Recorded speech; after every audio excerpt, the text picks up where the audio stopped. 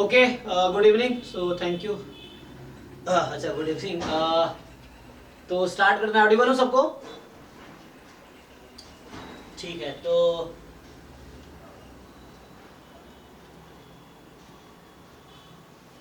हम लोग कहाँ पे थे कि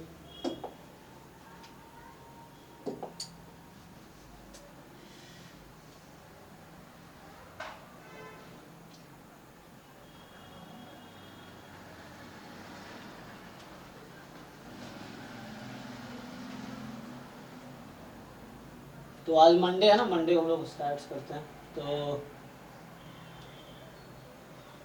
तो लास्ट क्लास में हम लोग देख रहे थे इंडिपेंडेंस ऑफ रैंडम वेरिएबल हमने किया था, then distribution of function of random variable using transformation of variable, मतलब सीडीएफ मेथड समझ लो, एंड जैकोबियन मेथड, ये था। तो कुछ क्वेश्चंस इस पे हम लोग अभी प्रैक्टिस कर लेते हैं जैकोबियन मेथड पे, और उसके बाद फिर हम लोग आगे बढ़ेंगे, है ना। तो एक दो क्वेश्चंस ट्रांसफॉर्मेशन के देख लेते हैं।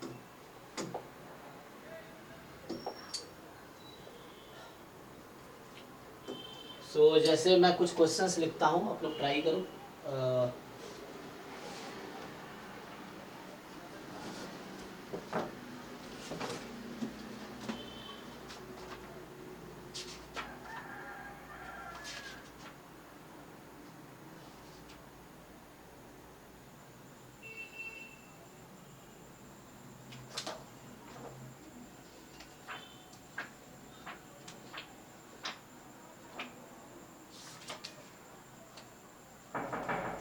आज एक मिनट। हाँ।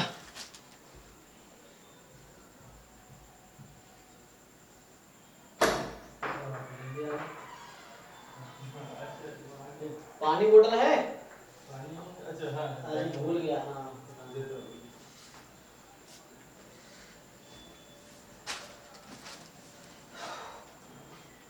देखो क्वेश्चन है आपके पास से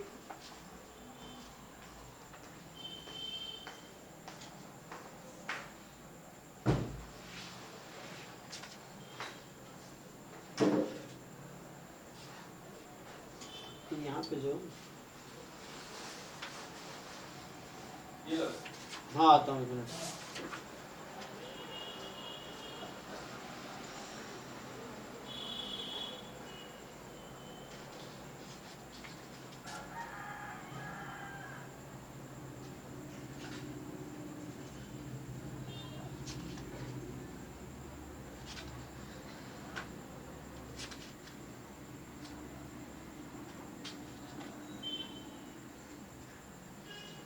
जैसे पहला क्वेश्चन है, लेट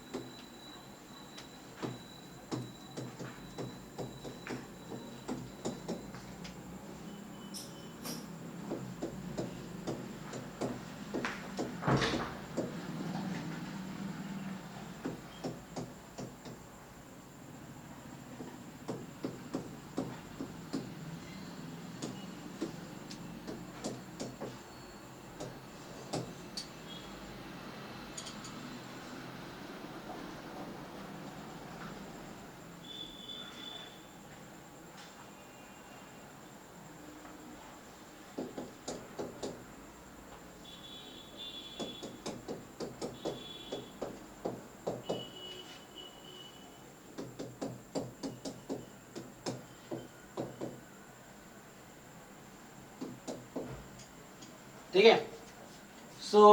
आपको क्या दे रखा है, x1 x2 x3 का ज्वाइंट पीडीएफ दे दिया, और y1 y2 y3 की वैल्यू भी आपको गिवन है x1 x2 के टर्म में, x1 x2 x3 के टर्म में।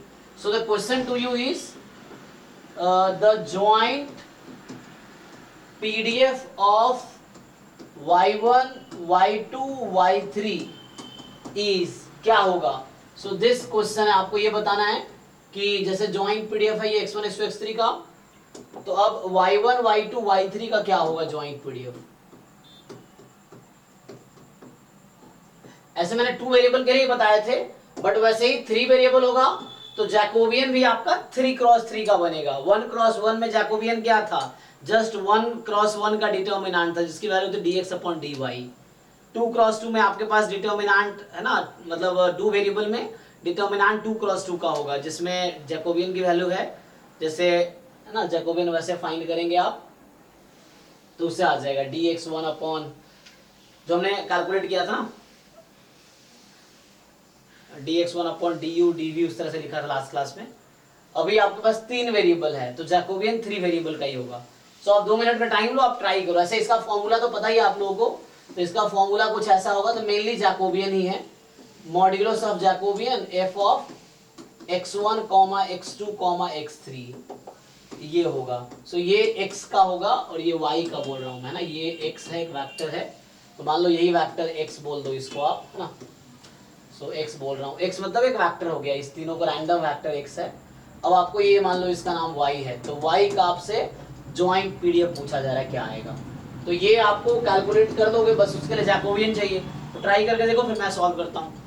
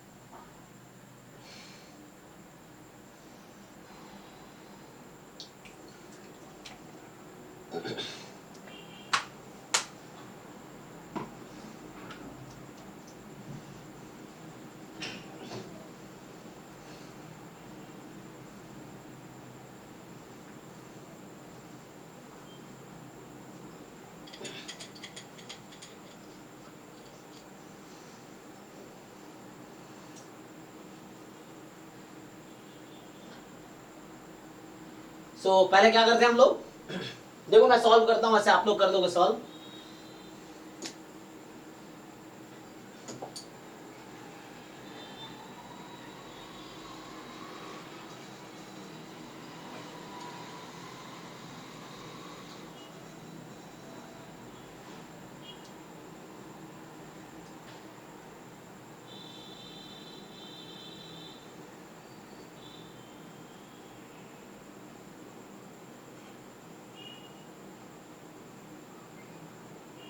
क्या करेंगे, तो सबसे पहले मुझे जैकोबियन चाहिए। जैकोबियन क्या होता है, तो जैकोबियन का जो फॉर्मूला है, तो जो जैकोबियन का यहाँ पे आइडेंटिटी है वो है, क्योंकि आप यहाँ ना y1 y2 y3 के पीडीएफ को x1 x2 x3 के टर्म में लिख रहे हो, तो ये आ जाएगा del of x1 x2 x3 upon del of y1 y2 y3, ठीक है। तो यहां से क्या आएगा, del x1 upon del y1 del x2 upon del y2, या ऐसे सॉरी डेल x1 के रेस्पेक्ट में ही कर लो पहले, तो x1 फिक्स रखते हैं, del y2 del x1 upon del y3 ये हो गया। फिर एक से होगा del x2 upon del y1 del x2 upon del y2 del x2 upon del y3, फिर ऐसे ही आएगा del x3 upon del y1 del x3 upon del y2 और del x3 upon del y3। सो ये यहाँ पे फॉर्मूला होगा Jacobian 3x3 में, ठीक है। तो आप इसको अप्लाई कीजिए, तो इसको अगर हम अप्लाई करेंगे तो क्या आएगा,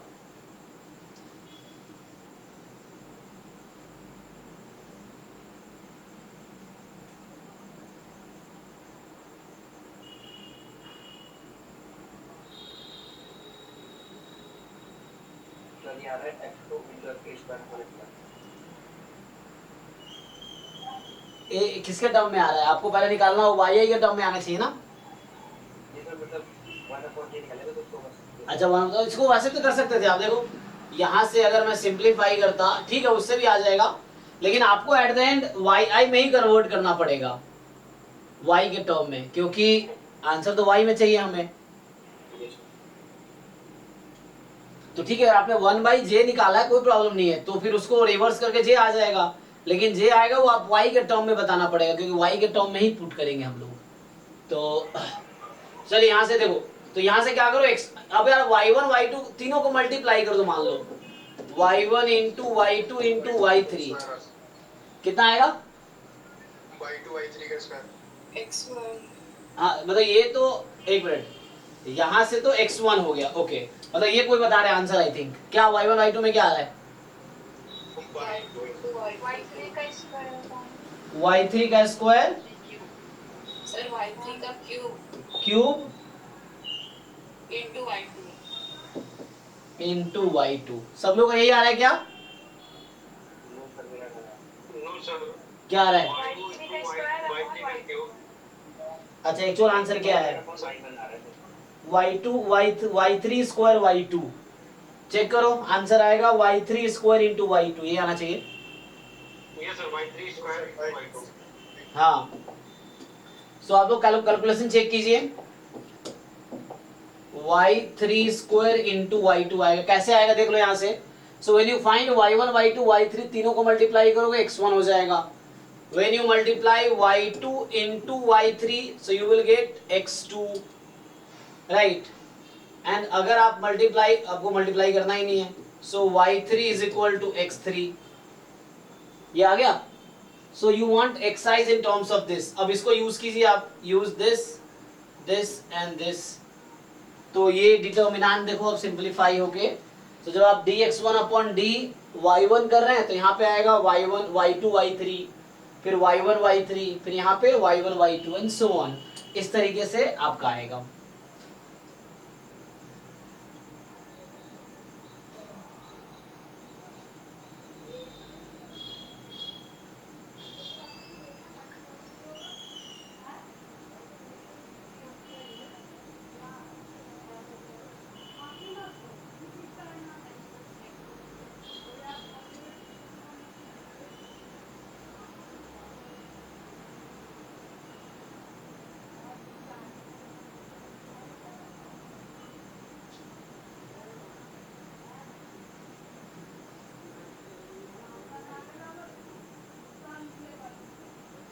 एग्री, तो यहां से अब पुट कर लो आप फॉर्मूला, सो आपके पास क्या होगा, जब आप इसको यूज करोगे सो यू विल हैव, अब ये f ऑफ x1 है ना, तो xy x2 x, लेकिन आंसर तो आपको चाहिए pdf of y1 y2 y3, तो final answer y1 y2 y3 के टर्म में होगा, तो अभी पुट करके देखते हैं क्या आएगा, ठीक है, तो यहाँ से आपने सिंप्लीफाई किया और ये y3 स्क्वायर y2 आ गया, चेक कर लीजिए कैलकुलेशन, एंड अभी किसी को आंसर नहीं आ रहा तो हम पुट करके देख सकते हैं, मतलब मैं सॉल्व कर सकता हूँ, तो यहाँ पे आप इन सब डेरिवेटिव की वैल्यूज फाइंड करेंगे ये यूज करके, तो आ जाएगा, तो ये आ गया, तो अब हमारे पास, सो वी नीड, ठीक है, तो हमें क्या चाहिए, f of y y1 y2 y3, so Jacobian time using this formula, तो ये जो फॉर्मूला है आपका यूजिंग दिस फॉर्मूला, इस फॉर्मूला को आप यूज करेंगे तो आ जाएगा y3 square into y2 and into में,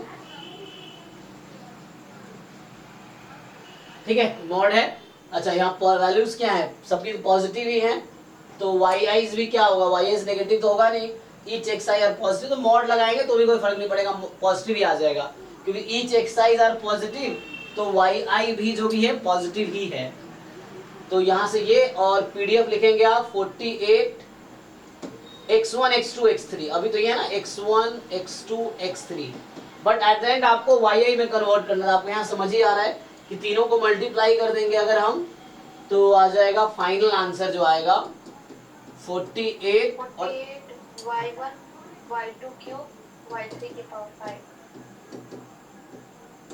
ठीक है, तो ये देख लीजिए, अब आपको डिसाइड करना होगा yi का रेंज, कि yi जो है y1 y2 y3 उसका रेंज क्या है, अब आपको वो डिसाइड करना होगा, कि उसकी रेंज क्या है। ये तो ठीक है, आपने हमने फाइंड किया कि fy of y1 y2 y3 इसकी वैल्यू आई 48 टाइम y1 y2 का क्यूब y3 की पावर 5।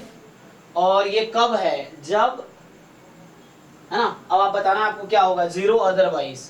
तो यहाँ पे क्या कंडीशन आएगी, किस कंडीशन में, मतलब आपको ये डिसाइड करना है कि yi का रेंज क्या है, y1 y2 y3 उसका रेंज क्या है एक्चुअली, ये डिसाइड करना है आपको। सो y y2 का रेंज क्या होगा बताइए।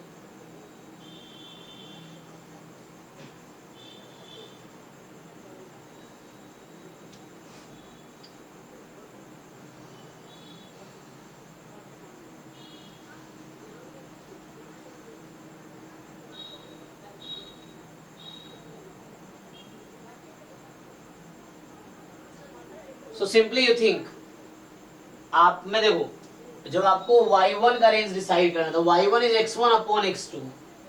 सो आप ग्राफ भी बना सकते हो, इसका 3D में ग्राफ बनाना थोड़ा डिफिकल्ट है ना। सो लेकिन आप ऐसा सोच सकते हो कि देखो 0 less then x1 less than x2 है ना। तो अगर जब जस्ट आप ये लिखो कि 0 less then x1 less than x2, इसको आप अगर डिवाइड कर दो x2 से तो क्या होगा, सो इसका रेंज क्या होगा 0 to 1। सिमिलरली बाकी में भी ऐसे ही होगा, क्योंकि तो 0 to 1 है। तो एट रेशियो जो है ना, आप x1 x2 x3 कुछ भी लेंगे, रेशियो 0 से 1 के ही बीच आएगा। अब इसको ग्राफ बना सकते हैं, हम 2D में देख सकते थे कि बाउंड्रीज क्या होगा, यहाँ भी देख सकते हैं x1 x2 x3 इस तरह का रीजन है। तो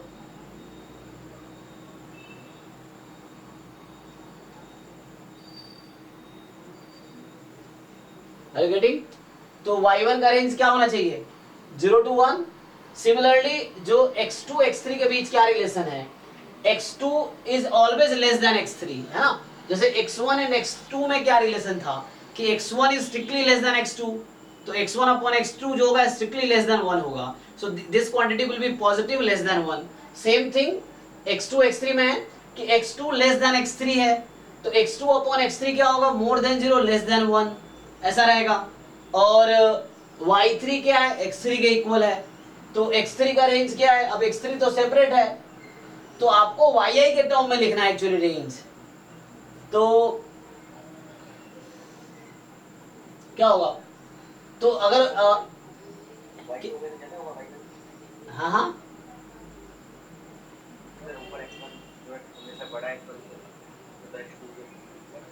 ठीक है, फिर तो क्या y को हमेशा बड़ा होगा y1 से? नहीं ऐसा तो नहीं है, क्योंकि x3 भी तो है, तो ऐसा तो नहीं फिक्स है ना, इसके डिनोमिनेटर x3 है उसके डिनोमिनेटर x2 है। तो वैसा जरूरी तब होता है ना जब ये x1 x2 होता, लेकिन यहाँ पे तो अपॉन x2 अपॉन x3 भी है। तो इसका मतलब ये है कि x1 अपॉन x2 जो भी होगा 0 से 1 के बीच में होगा, x2 अपॉन x3 भी 0 से 1 के बीच में होगा, उस तरह से। क्योंकि रेशियो है ना तो यहाँ कोई प्रॉब्लम नहीं है। तो यहाँ से आंसर जो आपके आएंगे कि जो ईच yi है वो 0 से 1 में ही होगा, ठीक है। जहां फॉर ऑल i 1 2 3। अब आपको अगर चेक करना हो क्या ये आंसर करेक्ट है, जैसे मान लो आप हमने लिखा, एक बार चेक भी कर सकते हैं आप। तो आपको जॉइंट पीडीएफ का डेफिनेशन पता है कि अगर ये जॉइंट पीडीएफ होगा so this should be non negative and इसका इंटीग्रेशन इस इंटरवल पे 1 आना चाहिए। तो आप वेरीफाई कर सकते हैं अपना आंसर कि जो हमने कैलकुलेट किया है 48 y1 y3 स्क्वायर y5 की, है ना। तो इस तरीके से हमारे पास है y1 y2 sorry y2 cube आई था ना, y2 क्यूब एंड y3 की पावर 5 है। अब इसको आप इंटीग्रेट करके देखिए 0 to 1 0 to 1 0 to 1 क्या आंसर आएगा। अब चेक कीजिए 1 आएगा, अगर 1 आता है तो हमारा आंसर करेक्ट है, ठीक है। तो आप इसको इंटीग्रेट कर लीजिए। सो इंटीग्रेट करके बताइए क्या आंसर आता है।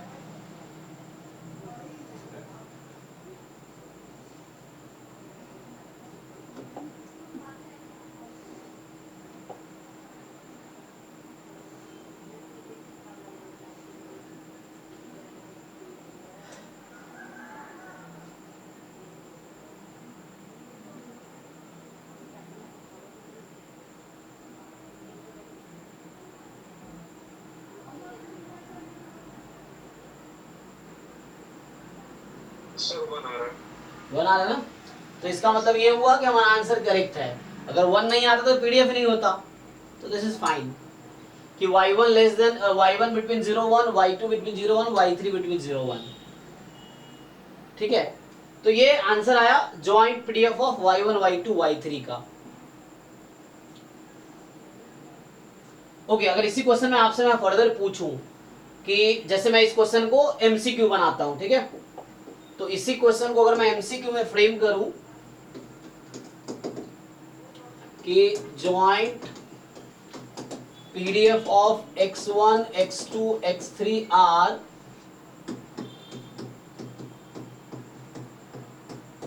सो ये जो हमारे पास है ये था 48 x1 x2 x3 0 less then x1 less than x2 less than x3 less than infinity, मतलब कुछ नहीं है तो लेस देन इंफिनिटी ही है, इतना ही रहेगा। तो अच्छा यहाँ पे क्या है, सॉरी यहाँ 0 1 था ना, सॉरी, तो यहाँ तो 1 दे रखा था, लेस देन 1 ये है, और 0 अदरवाइज, तो ये 0 अदरवाइज ये हो जाएगा। अब क्या करेंगे आप कि ऑप्शन ए है x1, x2, x3 are independent, option B x1, x2, x3 are identically distributed. ठीक, और यही सारी चीजें हम पूछ सकते हैं आपसे।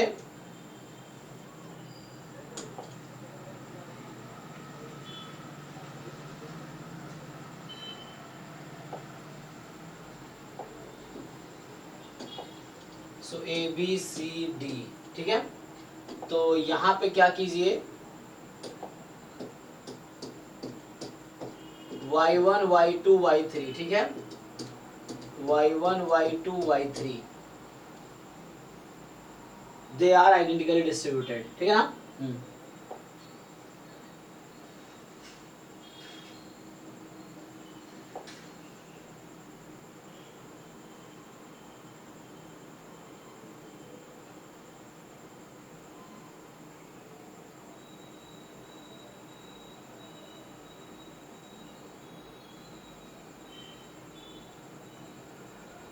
क्या करेक्ट होगा इसमें? अच्छा, y1 टू y3 क्या है, वो पिछले क्वेश्चन वाला ही था एक्चुअली, तो मैं यहाँ पे बीच में ऐड कर देता हूँ। यहाँ पे साथ में ये है कि एंड आपको बता रखा है जो y1 क्या लिया था हमने, x1 अपॉन x2, y2 है x2 अपॉन x3 और y3 बराबर है x3, ठीक है, तो y1 x1 अपॉन x2 है, y2 x2 अपॉन x3 है, ये था हमारे पास ना। तो अब आपको बताना है क्या करेक्ट है। ए और सी। ए कैसे, आपको x1 x2 x3 इंडिपेंडेंट दिख रहा है? सोचिए,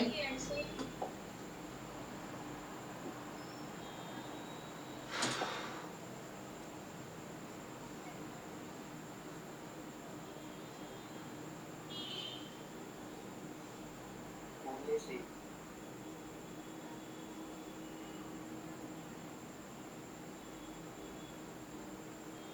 ओनली सी, तो हमने बी भी है क्या? वो थ्री दोनों जो ना सर, एक अगर हम एच एक्स और जी वाई के रूप में लिखें तब हो जाता है इंडिपेंडेंट। किसके रूप में लिख लें? एच एक्स और जी वाई।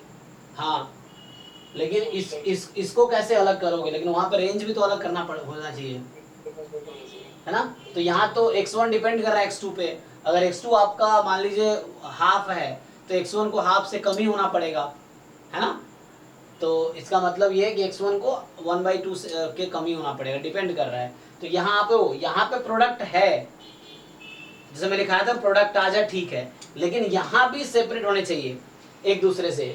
सो यहाँ रेंज भी एक दूसरे से फ्री होने चाहिए, इंडिपेंडेंट। रेंज फ्री नहीं है ना, रेंज में x1 लेस देन x2 है, तो इसीलिए ये इंडिपेंडेंट नहीं है। वाई, प्रोडक्ट तो है, ठीक है, कि हमने ये कहा था कि f of x1 into F of x2 into F of x3, अगर ऐसा हो गया तो वो इंडिपेंडेंट होगा, लेकिन उसमें ये भी था कि सपोर्ट भी तो फ्री होना चाहिए, तो अभी इंडिपेंडेंट है ही नहीं। आप ऐसा इसको लिख ही नहीं सकते F of x1 into F of x2 into F of x3, ऐसा लिख ही नहीं पाएंगे, क्योंकि रेंज एक दूसरे पे ये जो है सपोर्ट है वो डिपेंड कर रहा है, तो ऐसा नहीं हो सकता, तो इंडिपेंडेंट नहीं है। अब देखना आपको आइडेंटिकली डिस्ट्रीब्यूटेड है कि नहीं, तो उसके लिए आपको मार्जिनल फाइंड करना पड़ेगा। मार्जिनल फाइंड कर सकते हैं, तो उसके लिए आपको क्या चेक करना पड़ेगा कि what is the F of x1 at x1, तो आप पता है आपको कैसे फाइंड करते हैं। सो इसको आप इंटीग्रेट करेंगे, ज्वाइंट जो है 48 x1 x2 x3, x1 का मार्जिन निकाल रहे हैं तो x2 x3 के रेस्पेक्ट में आप इंटीग्रेट कर लीजिए। तो x2 का रेंज जब लिखेंगे आप, क्योंकि आप x1 का मार्जिनल ले रहे हैं ना, तो x2 का रेंज क्या लिखेंगे, क्या लिखना चाहिए मुझे, x2 का रेंज क्या होगा,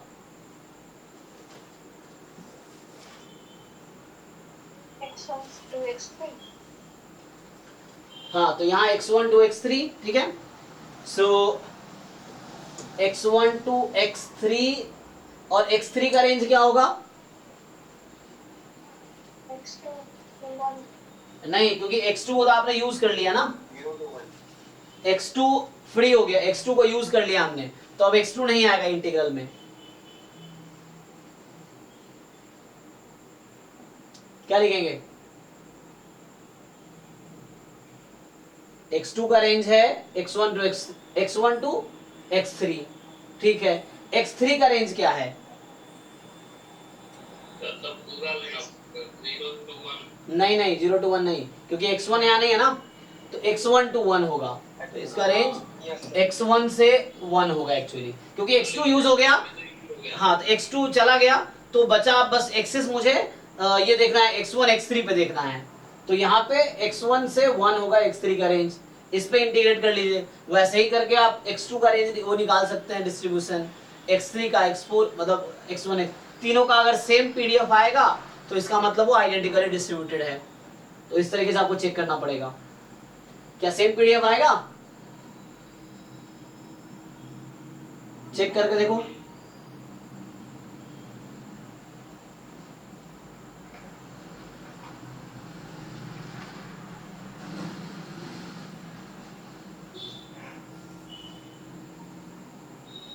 सर ये रेंज कैसे लिए है x3 का, हाँ, x3 का देखो, x2 आपका यूज हो गया, x2 हटा दो, क्योंकि x2 फिर लिखोगे तो वापस x2 आ जाएगा, हमें सिर्फ x1 का फंक्शन चाहिए ना यहाँ पे। तो जैसे आपने पहले x2 का रेंज लिखा x1 to x3, it's fine. अब x2 खत्म हो गया यहाँ से, अब प्रोजेक्शन मुझे लेना होता है इसका x1 x3 एक्सिस पे, प्रोजेक्शन लेंगे तो x2 नहीं आएगा, तो अब रीराइट करेंगे रेंज, तो ऐसा है 0 less then x1 less than x3 less than 1, ऐसा है। तो अब x3 देखिए कहाँ से कहाँ तक है अभी, x1 to 1। हाँ x1 to 1, इसलिए वैसा लिया है। आपको वैसे दिक्कत तो दूसरे तरीके से लिख सकते हैं, इसी चीज को मैं अगर दूसरे इंटीग्रल में लिख के दिखाऊं आपको, तो ऐसा लिख सकते हैं ना, अगर मैं पहले ये 48 x1 x2 x3 है, dx3 dx2, ठीक है, ऐसा है। तो पहले मैं x3 का रेंज लिखता, मान लीजिए अभी पहले x2 को लिखा ना, इसी में को मैं दूसरे तरीके से change of order of integration बोलते हैं इसको, तो चेंज ऑर्डर चेंज कर रहा हूं। तो x3 में x3 का लिमिट पहले लिखूंगा तो क्या होगा बताइए आप खुद ही देख के, x3 का लिमिट क्या होगा, अब अभी डायरेक्टली यहां देखना है मुझे। x2 to 1। हाँ, x3 का लिमिट है x2 से लेके 1 तक। अब x2 का लिमिट बताइए आप, x3 का लिमिट ले लिया, आप x2 का लिमिट चाहिए, x1 to 1। हाँ x1 to 1। अब चेक कीजिए, इससे भी आंसर आपका सेम आएगा, इस इंटीग्रेशन करके जो आंसर आएगा वही आंसर इस इंटीग्रेशन से भी आएगा। इसको change of order of integral, अभी इंटीग्रल कैलकुलस स्टार्ट होगा, अभी मैं भी कल ही स्टार्ट कर सकता हूँ। डाउट एक बार जो डिफरेंशियल कैलकुलस का जो डाउट क्लास चल रहा है अभी असाइनमेंट का, तो असाइनमेंट पहले फिनिश कीजिए डिफरेंशियल कैलकुलस का, तो जब असाइनमेंट कंप्लीट हो जाएंगे डाउट्स तो इंटीग्रल कैलकुलस स्टार्ट होगा, ठीक है। उसके बाद लीनियर अलजेब्रा है तो मैथ्स में, तो अभी इंटीग्रल कैलकुलस ही स्टार्ट होगा आगे, उसमें ये सब आएगा दोबारा अभी मैथ्स में, ये उसका यूज है यहाँ पे एक्चुअली। तो पहले मुझे वो पढ़ाना चाहिए था, लेकिन ठीक है अभी, है ना। हालांकि बैच 1 में करा चुका हूँ, रिकॉर्डिंग देख सकते हैं आप, वो है, ठीक है ना। तो ये आपके पास अब सॉल्व करके देखो, तो आपका काम है आपको डिसाइड करना पड़ेगा कि fx1 क्या होगा, fx2 क्या है, fx3 क्या है, तीनों सेम आएगा क्या।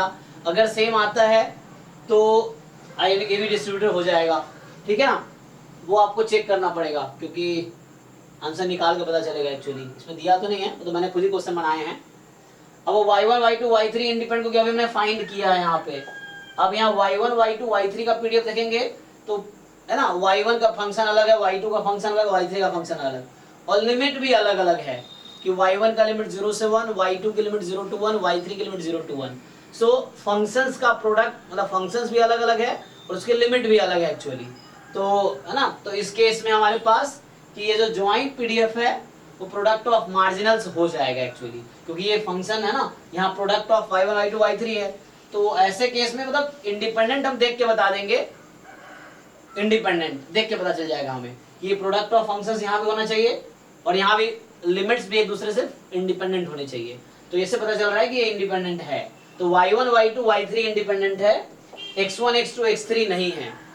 अब यहाँ भी आइडेंटिकल डिस्ट्रीब्यूटेड चेक करना है आपको, तो फिर से आपका वही काम है ना, हमने फाइंड किया पीछे, तो अब आपका भी यही काम है कि भाई f of y1 eight y1 find करो आप क्या आता है। सो f of y1 eight y1 निकालना पड़ेगा ना इसी में। सो सेम थिंग, तो आपके पास यहाँ पे होमवर्क बढ़ गया ये कि ये जॉइंट है। अब आपको मार्जिनल चाहिए किसका, y1 का। तो ऑब्वियसली आइडेंटिकल डिस्ट्रीब्यूटर तो नहीं होगा मुझे लग रहा है, क्योंकि यहाँ y1 का जब निकालेंगे तो y1 तो रहेगा ही, दूसरे वाले में क्या रहेगा y2 स्क्वायर रहेगा, y2 क्यूब रहेगा मार्जिन जब आएगा तो, क्योंकि लिमिट तो फ्री है ना दूसरे से, तो 0 से 1 में इंटीग्रेट होगा। तो ये आइडेंटिकल डिस्ट्रीब्यूटर तो नहीं होगा, होगा नहीं होगा ना, क्योंकि जब मार्जिन y1 का निकालेंगे ना तो समथिंग टाइम्स y1 आएगा। 2 into y1 आएगा। हाँ अच्छा 2y1 आ गया जैसे, 4 into y2 आएगा ओके और वो आ जाएगा 62y। इस तरह से, तो पावर अलग अलग आ रहा है, तो आइडेंटिकल डिस्ट्रीब्यूटर तो होना नहीं है इसको, ये चीज है। तो आपको ये चेक करना पड़ेगा। सो f ऑफ y1 जैसे इन्होंने बताया 2y1 हो जाएगा, जहां y1 की वैल्यू 0 से 1। अभी आया कैसे, तो उसी तरीके से आया है जो आपने फाइंड किया हुआ है, 48 y1 y2 क्यूब y3 की पावर 5। अब y1 का चाहिए ना, तो डबल इंटीग्रेट करना होगा y2 और y3 के रिस्पेक्ट में, y2 और y3 के रिस्पेक्ट में। तो y2 के रिस्पेक्ट में इंटीग्रेट करेंगे आप 0 से 1, y3 के रिस्पेक्ट में 0 से 1, ठीक है। तो इस तरीके से आ जाएगा आपका, ओके। तो 0 to 1 0 to 1 ऐसा आ जाएगा। तो ये आ गया आपके पास। अब इसको इंटीग्रेट करेंगे जैसे बताया उन्होंने, 2 टाइम y1 आ गया। ऐसे ही y2 का फाइंड करेंगे तो क्या आया, 4 टाइम y2 क्यूब आएगा, और y3 का आया हुआ है 6 टाइम y3 5। तो ये अलग अलग है डिस्ट्रीब्यूशन तीनों का, तो इसीलिए आइडेंटिकल डिस्ट्रीब्यूटर तो नहीं है। आई थिंक इसका चेक करना पड़ेगा आपको, इसका मुझे लग रहा है सेम ही आएगा जहाँ तक मुझे ऐसा समझ आ रहा है। चेक करके देख लो, जरूरी नहीं है, बट मुझे ऐसा लग रहा है सेम आ सकता है कि x1 का मार्जिनल, फिर ऐसे ही x2 का मार्जिन निकालो, फिर x3 का मार्जिन निकालो। ये आपको डिसाइड करना है अभी, है ना। So this you have to decide, so इसको आप डिसाइड करना। तो इस तरह से क्वेश्चंस एग्जाम में पूछ लेंगे इस तरीके से ही।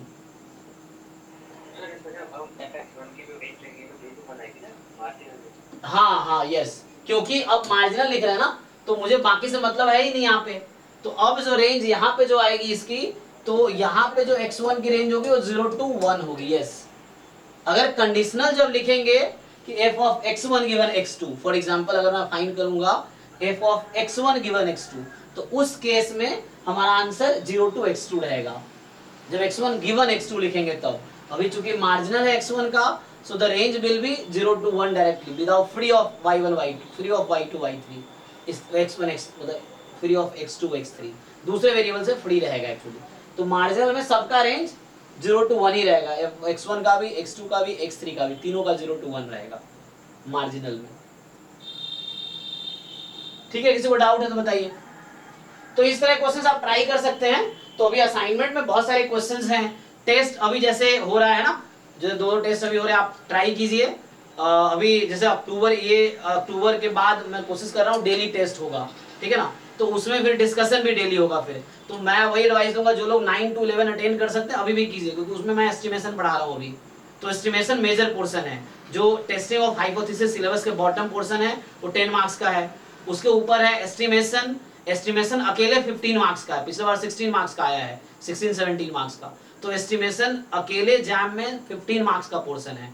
उसके ऊपर है सैम्पलिंग, सैम्पलिंग में 4 डिस्ट्रीब्यूशन मेनली है, रोल है उसका, standard, normal, F, chi square, T, 4 distribution है। इस पे बेस पे 10 मार्क्स के अप्रॉक्स क्वेश्चन आ रहे हैं। तो सैम्पलिंग, डिस्ट्रीब्यूशन, एस्टिमेशन और टेस्टिंग, हाइपोथेसिस टेस्टिंग, ये 3 पोर्शन मिला के 35 मार्क्स का वेटेज है, जो अभी 9 to 11 में चल रहा है। आपके बैच में होगा, थोड़ा है ना लेट चलेगा क्योंकि पीछे है, तो वो आप वहां से कवर कर सकते हैं। तो उससे आपको फायदा होगा, पहले आपने पढ़ लिया है, दोबारा इसमें लाइव चलेगा तब भी दोबारा कर सकते हैं, तो कोई दिक्कत, तब और कंसेप्ट क्लियर। क्योंकि एस्टिमेशन ज्यादा बच्चों को दिक्कत रहता है, प्रोबेबिलिटी तो बच्चा इधर उधर पढ़ लेता है, प्रोबेबिलिटी तो मैथ्स वाला भी पढ़ा देता है कोई, तो जो एमएससी मैथ उसमें किया है वो भी प्रोबेबिलिटी पढ़ा देगा आपको, मतलब जो probability portion, basic, random variable, तो कोई भी पढ़ा देता है। लेकिन एस्टिमेशन और टेस्टिंग सब नहीं पढ़ा सकता, ये चीजें हैं। और वहाँ बच्चों को भी दिक्कत, इवन जो स्टैटिस्टिक्स ऑनर्स के बच्चे वहाँ उनको भी दिक्कत रहती है उसमें, कि ऑनर्स में 3 साल पढ़े स्टैट्स, तब भी उनको एस्टिमेशन में दिक्कत रहता है।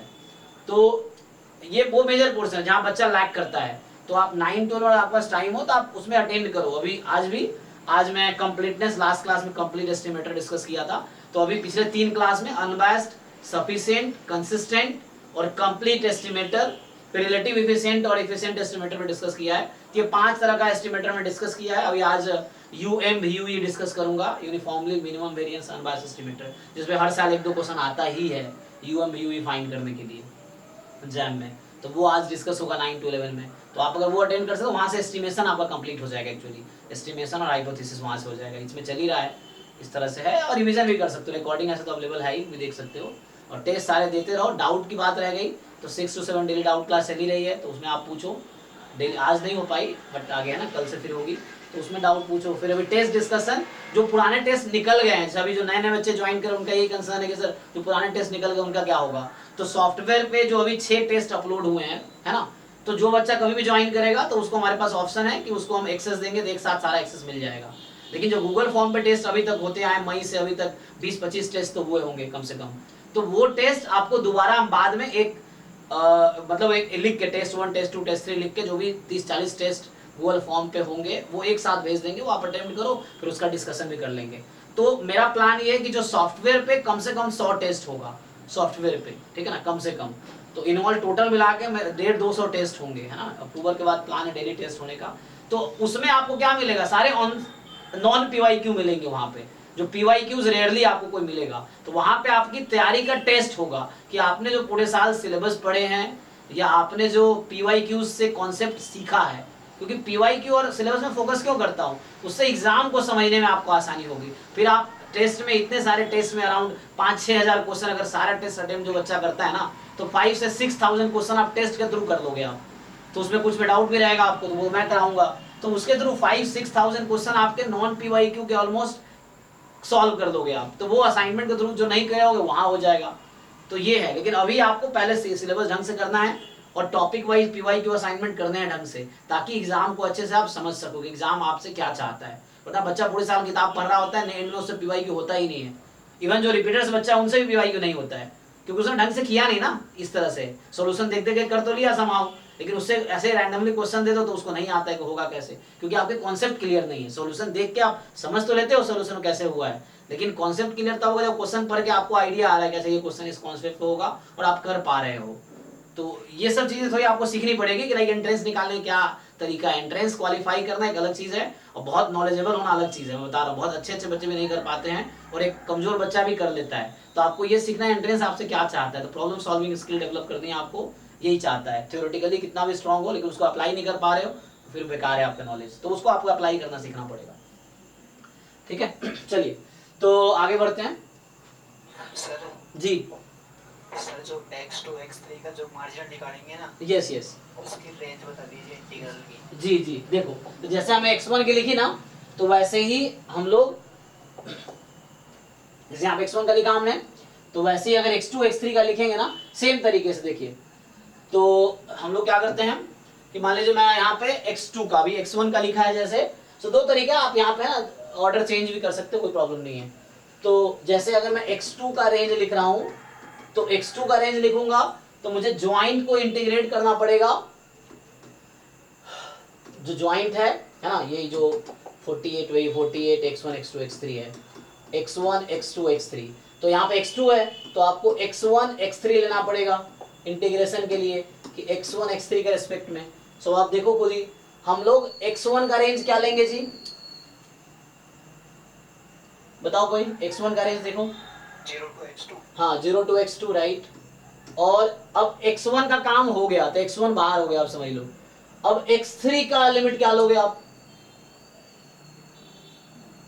x2 x2 to 1। Yes x2 to 1, कोई प्रॉब्लम नहीं है, ठीक है ना। तो इससे आ जाएगा आपका। सिमिलरली fx at x3, मतलब हम लोग x क्यों लिख रहे हैं, जस्ट f of x2 लिख लो, f of x, वो आएगा ना वहाँ पे 0 से x2 तक। एक मिनट किसका लिखा हमने, x1 का ना, हाँ वो गलती से मैंने लिख दिया है, ठीक है। हाँ 0 x2 से 1, ठीक है। ऐसे ही जब x3 का आप फाइंड करेंगे, ऐसे यहाँ भी ऑर्डर चेंज कर सकते हैं आप, x3 x1 लिख सकते हैं, अभी x1 x3 लिखा हुआ है मैंने, तो वो लिमिट फिर चेंज हो जाएगी अगर x3 x1 करेंगे तो। 48 x1 x2 x3, अब f of x3, so d of x1 d of x2, ठीक है। सो d of x1 d of x2, तो फिर से आपके पास x3 का चाहिए ना, तो फिर से अब देखो x3 का आपको मार्जिन चाहिए, तो अब x1 की लिमिट क्या होगी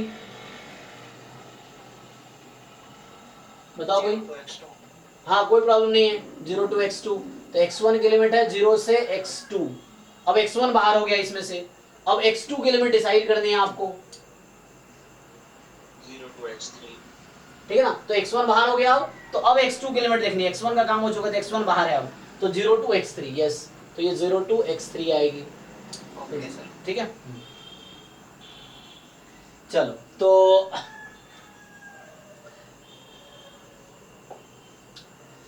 ये तो हो गया, मतलब इस तरह क्वेश्चंस आप प्रैक्टिस करो, मैं ये कह रहा हूँ कि असाइनमेंट से या पीवाईक्यू से, बुक से, जैसे मैंने ये कराया ट्रांसफॉर्मेशन, आप कोई भी बुक उठाओ, प्रसन्ना साहू वाली बुक आसान बुक है, या गुप्ता कपूर की बुक है, या रोहित की, जो भी बुक अच्छी लगती है, सब में एग्जाम्पल 2-4 होते ही हैं, तो आपको पहले टॉपिक समझ लो कि उसमें किया क्या है, और उसके बाद एक बार देख लिया ट्रांसफॉर्मेशन एग्जाम्पल 1-2 करके देख लो, तो आपको समझ आ गया कि टॉपिक क्या है। फिर पीवाईक्यूज ट्राई कर लो कैसे क्वेश्चन आए हैं जैम में, जो असाइनमेंट दे रखा है 2 वेरिएबल का, ड्राइव में ऑलरेडी है पीवाईक्यू असाइनमेंट टॉपिक वाइज नाम का जो फोल्डर है, तो उसमें आपको पीवाईक्यूज आपको मिल जाएगा मल्टीवेरिएट डिस्ट्रीब्यूशन का, जैम का भी, गेट का भी, तो वो आप ट्राई करके देखो। बाकी नॉन पीवाईक्यू बहुत सारे क्वेश्चंस हैं उसमें ऑलरेडी, तो आप वो ट्राई कर सकते हैं। चलो तो हम लोग आगे अब थोड़ा थ्योरी डिस्कस करते हैं। हमने ना ये देखा कि लाइक इंडिपेंडेंट रैंडम वेरिएबल क्या है, distribution of function of random using transformation of variable and Jacobian method. Transformation मतलब वही CDF से, और ये हमने डिस्कस किया। नेक्स्ट जो हमारे पास है mathematical expectation of function of random vectors. So जैसे अगर सिंगल रैंडम वेरिएबल्स था, सो जैसे था let x be a random variable then ex, आप लोग कैसे डिफाइन करते थे, ex का डेफिनेशन क्या है, मतलब अगर मान लो PDF है ना, डिस्क्रीट एक्ट समेशन एक्स।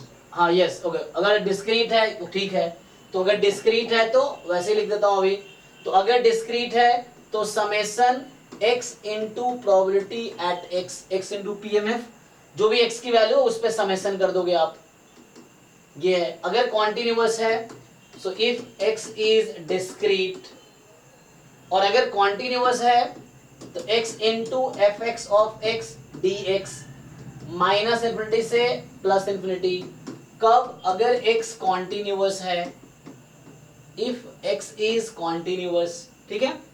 तो ये तरीका था। सिमिलर वे में आपको अगर एक्सपेक्टेशन ऑफ कोई फंक्शन ऑफ x आ जाए, तो यहाँ पे जरूरत नहीं है कि gx का PDF निकाले फिर हम जाके मीन निकाले, जरूरत नहीं है। जैसे कहीं पे आपको मीन पूछ रहा है फंक्शन ऑफ x का, for example mean of x upon x plus 1, या मीन ऑफ x स्क्वायर, या मीन ऑफ x क्यूब, इस तरह से अगर कोई मीन पूछ रहा है आपसे, तो आपको जरूरत नहीं है कि gx का डिस्ट्रीब्यूशन निकालो फिर आप मीन निकालो, नहीं, यहाँ पे डायरेक्टली सबको पता ही है। तो ऐसे ही क्या लिख सकते हैं, कोई बताओ, पता तो है आप लोगों को, क्या लिखेंगे इसी तरीके से, summation gx, yes, summation gx into probability at x PMF, है ना। तो ये अगर x डिस्क्रीट है तो, और अगर कॉन्टिन्यूअस है तो सिमिलरली इंटीग्रेशन gx फंक्शन है और इनटू में x का PDF, तो ऐसे क्वेश्चन भी कई बार एग्जाम में आए हैं, तो आपको जरूरत नहीं है डिस्ट्रीब्यूशन निकालने की अलग से, जो भी सपोर्ट है उस पे आपको इंटीग्रेट करना होता है। तो ये वन वेरिएबल में ये कॉन्सेप्ट है आपका, ठीक। सो this is concept in case of one variable. अब आप टू वेरिएबल में आइए। सो टू वेरिएबल में आएंगे तो ऐसे ही है, सिमिलर है। So let x1 x2 be a random vector with joint, अच्छा डिपेंड करता है कॉन्टिन्यूअस का डिस्क्रीट है, ठीक है। सो वैसे ही लिख देता हूं मैं, सिंपल ही है। देन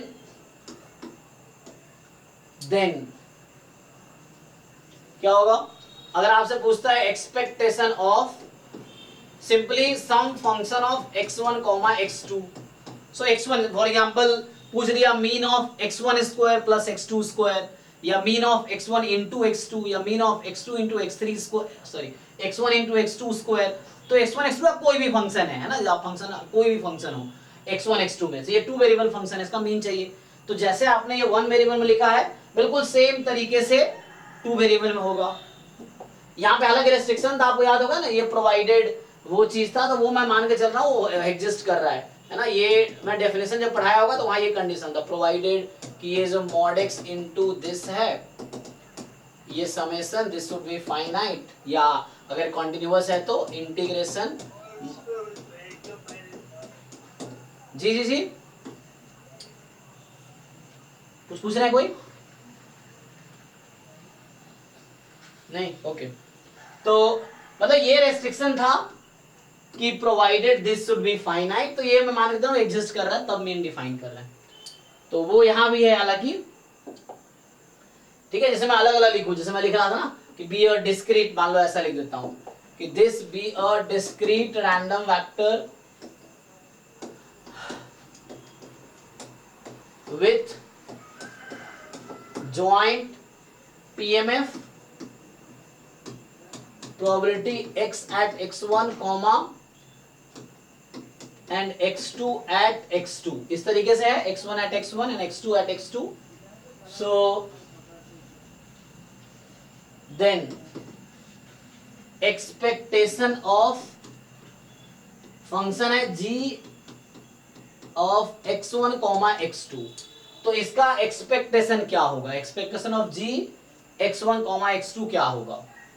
तो सिंपल है कि अगर डिस्क्रीट है तो जैसे आप पहले कर रहे थे कि g of x1 x2 into probability joint PMF आप लिखेंगे यहाँ पे। सो कोई प्रॉब्लम नहीं है। दिस अगर डबल समेशन लगा सकते हैं, बुक्स में से डबल समेशन लिखता है। सो एक समेशन x1 पे, दूसरा समेशन x2 पे। ओके, तो सिमिलर ही है। अच्छा, इसमें आप कंडीशन क्या रहता है, प्रोवाइडेड मतलब ये कंडीशन ट्रू होना चाहिए तब ये डेफिनेशन है।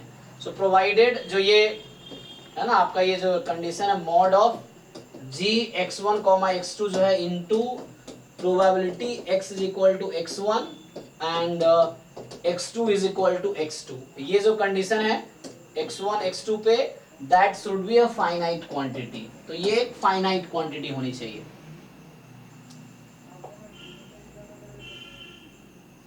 ठीक है। तो ये एक फाइनाइट क्वांटिटी होनी चाहिए। और दूसरा क्या है, तो हम लोग क्या डिस्कस कर रहे हैं, एक्सपेक्टेशन, है ना। सो देख रहे हैं कि मैथमेटिकल एक्सपेक्टेशन मतलब वही expectation. So mathematical expectations of function of random variable या function of random vector, ठीक है। तो ये डिस्क्रीट के लिए हो गया। सिमिलरली कॉन्टिन्यूअस के लिए क्या होगा, जस्ट जहां समेशन है वहां पे इंटीग्रेशन होगा, एंड जो आपका पीएमएफ है वहां पे पीडीएफ हो जाएगा। सो ये ऐसा है। दूसरा आप है ना, late x1 x2 be a random vector, continuous random vector मान लीजिए, be a continuous random vector, continuous random vector, ठीक। so x1 x2 be a continuous random vector ठीक है, तो ये क्या है, कॉन्टिन्यूअस रैंडम वेक्टर है। With joint PDF. हाँ, with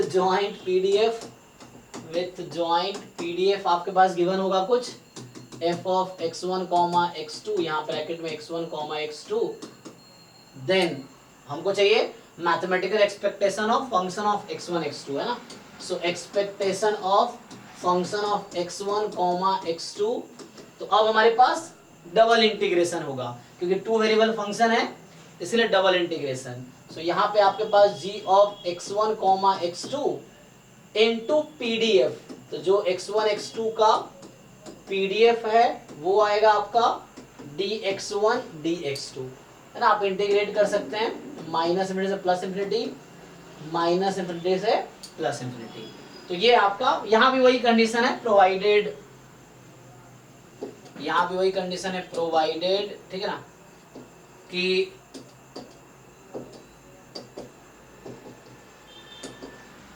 mod of g of x1 x2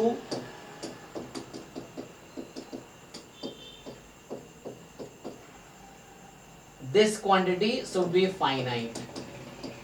so ये वन वेरिएबल केस में भी था ये लिमिटेशन कि ये क्वांटिटी इसका ये फाइनाइट होनी चाहिए तब ये definition, otherwise does not exist. हमें लिखा था ना कि ex exist if and only if e of mod x exist actually, ठीक है। तो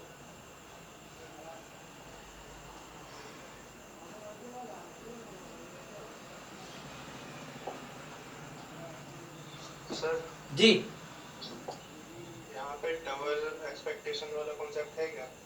हाँ, वो आगे आएगा, डबल एक्सपेक्टेशन का कॉन्सेप्ट है वो आगे आएगा। अभी यहाँ पे लगाने का कोई मतलब, देखिए एक्सपेक्टेशन कोई नंबर है एक्चुअली, ठीक है ना। तो जैसे अगर आप मैं अगर यहाँ पे लिखूं रिमार्क में, जैसे यहीं पे लिख देता हूँ, जैसे अगर मैं रिमार्क लिखूं सो e of g of x y, या x1 x2 लिख रहा हूं तो मैं x1 x2 ही लिखता हूं। सो दिस क्वांटिटी एक्चुअली आपको पता है इसके बारे में, ये क्या आएगा, इसका आंसर क्या होगा, ये function of x1 function of x2 या प्योर कांस्टेंट क्या आएगा, क्या लगता है आप लोगों को, मतलब इसका जो आउटपुट आएगा इक्वल टू क्या आएगा, x1 के टर्म में आएगा, x2 के टर्म में, या प्योर कोई नंबर आएगा, yes it will be a number, ठीक है ना। तो यहाँ पे डबल एक्सपेक्टेशन का कोई फायदा नहीं है। यहाँ पे क्या होगा कि एक्सपेक्टेशन जी x1 x2 जो है ना, this is same as expectation of g of x1 x2, तो ये सेम चीज है। आप 3 बार लगा दो तो भी कोई मतलब नहीं है, क्योंकि इसका लॉजिक ये है बिकॉज, और इसका रीजन क्या है, क्योंकि expectation of some constant is a constant itself, तो ये तो खुद एक कांस्टेंट था, आपने दोबारा एक्सपेक्टेशन लगाया कोई बात नहीं, वही कांस्टेंट दोबारा आ जाएगा। लेकिन इसका फायदा कब होता है, जब कंडीशनल एक्सपेक्टेशन होता है, जो अभी हम डिस्कस करेंगे, अभी आगे का टॉपिक हमारा है। तो वहां क्या होता है एक्चुअली कि जैसे मैं आपको यहाँ पर रिमार्क में लिख देता हूं कि वहां पे क्या होगा, जो मैं अभी क्वेश्चन पूछ रहा था कि फंक्शन ऑफ x1 होगा, फंक्शन ऑफ x2 होगा, प्योर कांस्टेंट होगा, तो वो आपको मैं एक्सप्लेन करता हूं, ठीक है। तो कब जरूरत पड़ती है डबल एक्सपेक्टेशन की, तो जैसे मैंने कहा कि expectation of g of x1 x2 है मान लीजिए, ठीक है, function of any x1 x2 है। सो this is a constant free of x1 x2, ठीक, ये x1 x2 से फ्री होगा। लेकिन अभी आगे हम खुद ही कैलकुलेट करेंगे, अगर आप ये क्वांटिटी कैलकुलेट करेंगे x1 गिवन x2, यहाँ पे g ऑफ x1 लिख दूं कोई दिक्कत नहीं है। सो क्या लगता है, अब सेम क्वेश्चन पूछूं आपसे कि this will be a pure constant और अ फंक्शन ऑफ x2 और अ फंक्शन ऑफ x1, क्या आएगा, function of x1, no, function of x2 given है ना, तो जो भी x2 है उसके टर्म में आएगा। x1 तो कांस्टेंट हो गया, जैसे ये कांस्टेंट है, जैसे हम लोग जानते हैं ना ex कांस्टेंट है, तो लाइक यहाँ पे x का रोल खत्म हो जाता है, क्योंकि आप क्या करते हैं, इसका डेफिनेशन क्या है, आई थिंक पढ़ाया ना मैंने, आगे पढ़ाऊंगा। सो अभी ये डिस्कस करेंगे अभी। तो इसका डेफिनेशन क्या होता है कि इसका अगर मैं डेफिनेशन लिखूं तो इसका डेफिनेशन क्या है, x1 time f of x1 given x2, x1 given x2 dx1। तो हालांकि आप एक्सपेक्टेशन x1 का ही निकाल रहे हैं, एक्चुअली आप एक्सपेक्टेशन x1 का ही फाइंड कर रहे हैं। सो x2 गिवन है, तो x2 अगर आपका x2 अलग वैल्यू, मतलब x2 बराबर 1 है तो आंसर कुछ और आएगा, x2 बराबर 0 है तो आंसर कुछ और आएगा। So means this will depend on x2। तो ये जो आएगा आपका दिस क्वांटिटी, ये जो है this is a function of x2 actually, ये x2 का फंक्शन है। अब आप डबल एक्सपेक्टेशन लगाएंगे, जो मैं पहले कह रहा था वो नहीं कह सकता मैं, कि अगर आप ऐसा लिखते हैं, सो लेट्स से है ना, let's say this is some h of x2 type, ऐसा आएगा, this is something like h of x2 आएगा। ये जब आप इंटीग्रल कैलकुलेट करेंगे, अगर x2 पुट नहीं किया है तो ये कोई x2 का फंक्शन आएगा आपके पास, ये x2 का फंक्शन होगा, फंक्शन होगा। अब आप डबल एक्सपेक्टेशन लगा रहे हो, ध्यान से देखिए आप क्या होगा। सो this is not a constant now, it is a function of x2 actually. पहले आपने एक्सपेक्टेशन लिया वो x1 के रेस्पेक्ट में था, ये जो एक्सपेक्टेशन है x1 का एक्सपेक्टेशन है एक्चुअली। अब आपका x2 के टर्म में आ जाएगा, जब ये लिखेंगे तो ये कुछ ऐसा बनाएगा। सो this is function of x2, सो ये h ऑफ x2 टाइप आएगा। अब ये कोई प्योर कांस्टेंट आएगा, ठीक है ना, तो वैसा है। और इसका रिजल्ट भी है, तो अब ये प्योर कांस्टेंट आएगा, और ये कौन सा कांस्टेंट आएगा कोई बताओ, what will be the answer, what is that constant? Expectation of x1. Yes, that constant is expectation of x1। तो ये बहुत यूजफुल फॉर्मूला जो हम आगे यूज करेंगे। तो हमने कहा अब x2 का फंक्शन है ये, लेकिन एक्सपेक्टेशन लगा दिया आपने, तो एक्सपेक्टेशन लगा ये कोई प्योर कांस्टेंट आएगा, मतलब फ्री ऑफ x2 आएगा, है ना, कोई नंबर आएगा, लाइक कोई रियल नंबर आएगा, and that real number will be nothing but the expectation of alone x1। तो ये आगे का फॉर्मूला है ना हमारे पास। सेम वे में हम आगे डिस्कस करेंगे इसको। सो सेम वे में आप उल्टा कर दीजिए तो भी यही हो जाएगा। तो यहाँ पे इंपॉर्टेंट है ये, और ये फॉर्मूला फ्रीक्वेंटली जैम और गेट में क्वेश्चन आए हैं बहुत बार, हर साल एक दो क्वेश्चन इस फॉर्मूले बेस्ड आते हैं। अगर ये लिखेंगे तो सिमिलर लॉजिक पे एक्सपेक्टेशन ऑफ ये कोई फंक्शन हो जाएगा x1 का, और यहाँ पे ये जो कांस्टेंट आएगा that is nothing but the ex2। तो ये फॉर्मूला है जो हम आगे डिस्कस करने वाले हैं। तो यहाँ पे कोई फायदा नहीं है डबल एक्सपेक्टेशन का इसमें, क्योंकि ये खुद एक नंबर है, और नंबर का एक्सपेक्टेशन एक नंबर ही आता है। अगर ये रैंडम वेरिएबल का फंक्शन आएगा तब जाके उसका फायदा है, ठीक। ओके, सो एक दो क्वेश्चन करके देख लेते हैं इस पे, जो भी हमने डिफाइन किया है। सो लिखिए क्वेश्चन जैसे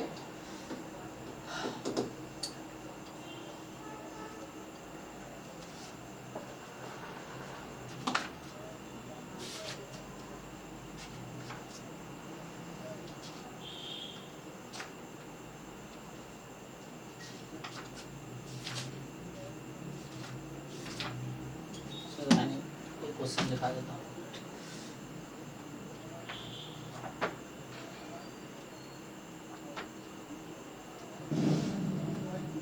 जब मान लो पिछला क्वेश्चन लिखा था उसी पे लिख देता हूँ। जो पिछला क्वेश्चन हमें लिखा था कि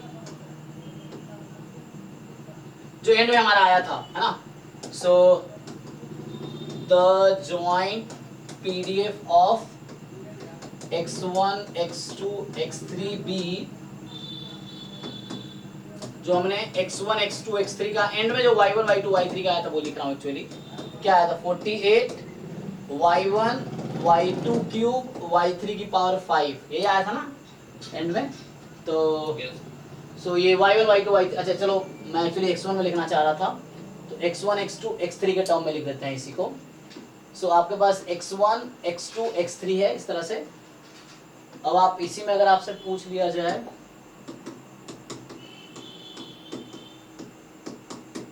जीरो लेस देन, तो ये मैं y का लिख रहा हूँ, ठीक है ना।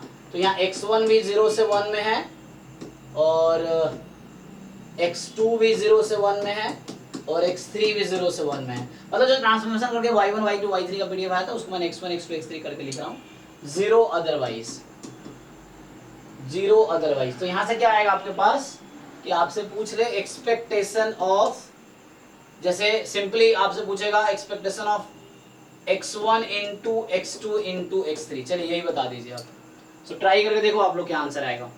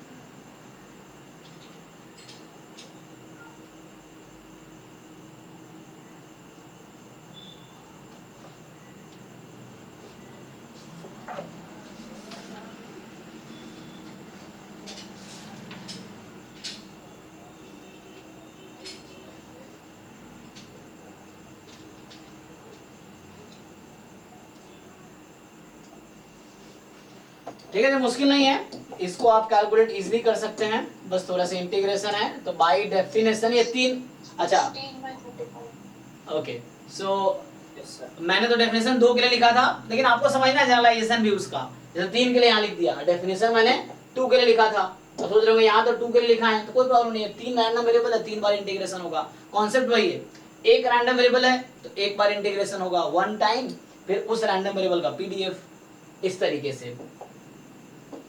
तो वैसा कोई टेंशन नहीं, आपको बस कॉन्सेप्ट समझना है कि एक्सप्रेशन निकलेगा कैसे।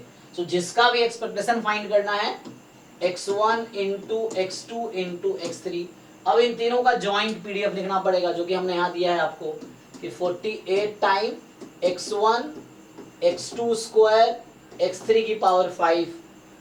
अब इसके रेस्पेक्ट में इंटीग्रेशन dx1 dx2 dx3, सबका लिमिट 0 से 1 में ही है, तो 0 to 1 0 to 1 0 to 1। अब आप अलग अलग भी कर सकते हो, क्योंकि ये फ्री है एक दूसरे से, तो आप इंटीग्रेशन अलग अलग भी कर सकते हो यहाँ पे, कि लाइक x1 की पावर यहाँ 1 है, यहाँ x1 की पावर 1 ही है, तो टोटल 2 हो गया।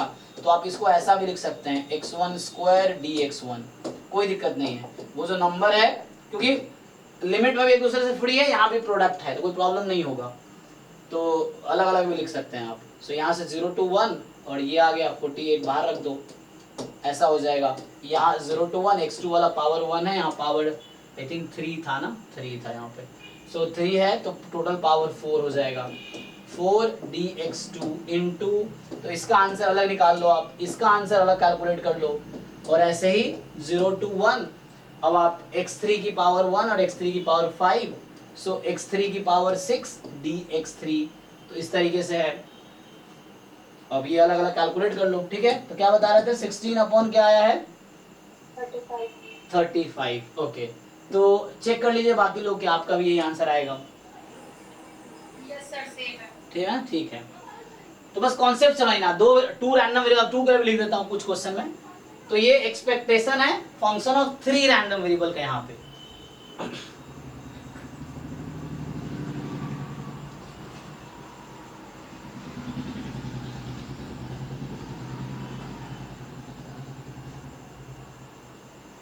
ठीक है जी, किसी को डाउट है तो पूछ सकते हो, अगला क्वेश्चन लिखता हूं मैं। तो नेक्स्ट क्वेश्चन जो है, जैसे मान लीजिए सेकेंड क्वेश्चन लिखता हूं मैं कि f ऑफ x1 x2, ये आपको दे रखा है x1 प्लस x2, या xy कर देता हूं, कोई प्रॉब्लम नहीं, आप xy लिखो, x1 x2 लिखो, नो प्रॉब्लम। सो x y, सो ये x y जब x है 0 से 1 में, y है 0 से 1 में, ठीक। एंड हाँ, तो आपसे पूछ रहा है कि 0 अदरवाइज, तो आपको बताना है option A expectation of x into Y, option B expectation of x, option C expectation of y, option D expectation of x plus Y. बताइए जरा क्या आंसर आएगा, आप लोग कैलकुलेट कीजिए। तो ये 2 रैंडम वेरिएबल हो गया, सब मतलब 2 वेरिएबल का है।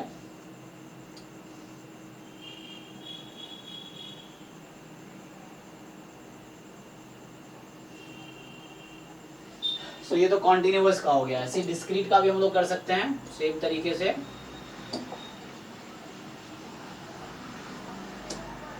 तो ये ज्वाइंट पीडीएफ है ना, अभी हमारे पास क्या है, ज्वाइंट पीडीएफ है, जिसको बोलेंगे joint PDF of x, y है ना, ये है आपका joint PDF of x y है आपके पास। फिर joint PMF of x, y is, ठीक है। तो ये आपके पास आएगा, प्रोबेबिलिटी है ना, ये चीज है। तो मैं इसको टेबल बना के लिख देता हूं तो आसान रहेगा, ज्वाइंट पीएमएफ को टेबल में लिख देता हूं, तो x इधर y इधर, सो 0 1 मान लीजिए 0 1 है ना, या 2 भी ले सकते हैं, ऐसे ले लो 0 1 2 जैसे है, ठीक। अब आपके पास क्या है कि जैसे मान लो यहाँ पे 1/6 है, 1/12 है, 1/4 है, ठीक। यहाँ मान लीजिए 0 है,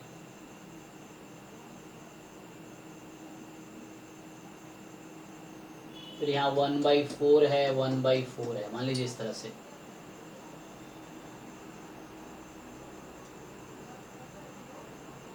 तो आपको भी सेम क्वांटिटी यहाँ भी फाइंड करनी है, तो you have to find the same thing here. इस क्वेश्चन में भी सेम चीजें फाइंड करनी है आपको।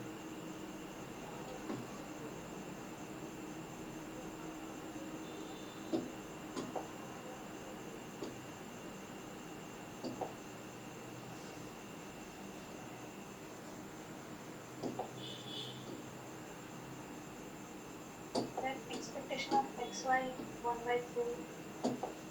1/4 नहीं 1/3. 1/3 1/3 अच्छा 1/3. 1/3 ओके हाँ 1/3 Expectation of x 7/12. 7/12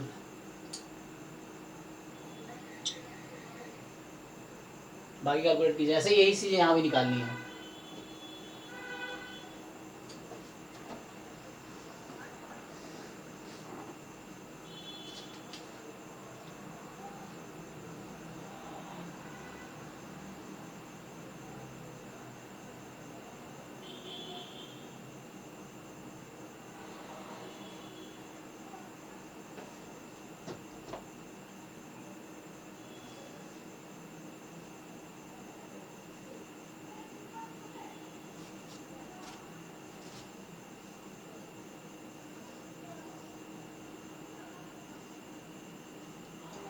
sir last वाला 7/6. 7/6 और इसका EY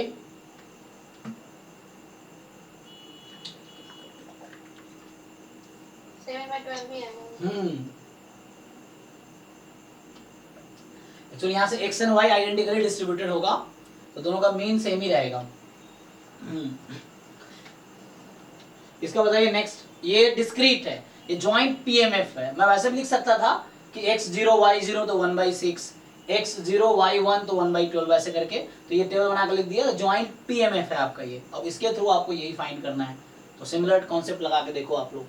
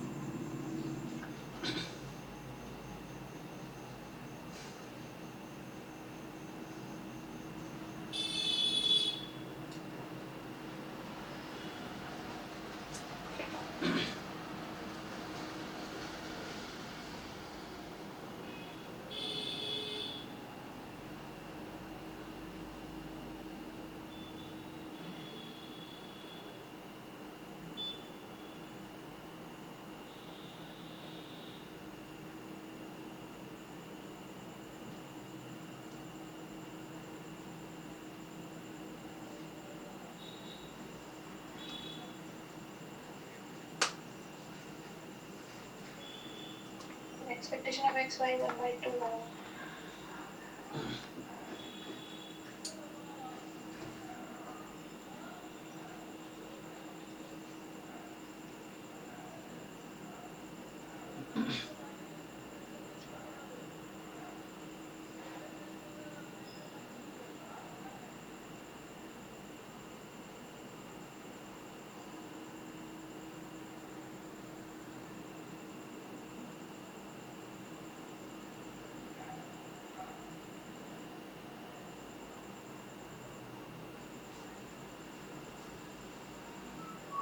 Expectation of x half आ रहा है।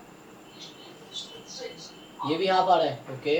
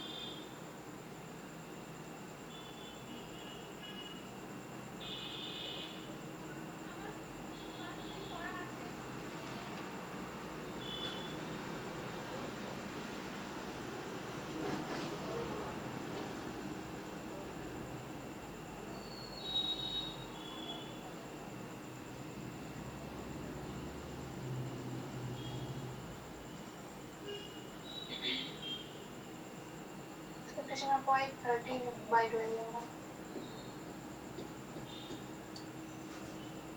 तो ये ऐड कर देंगे है ना, कितना हो जाएगा 19/12।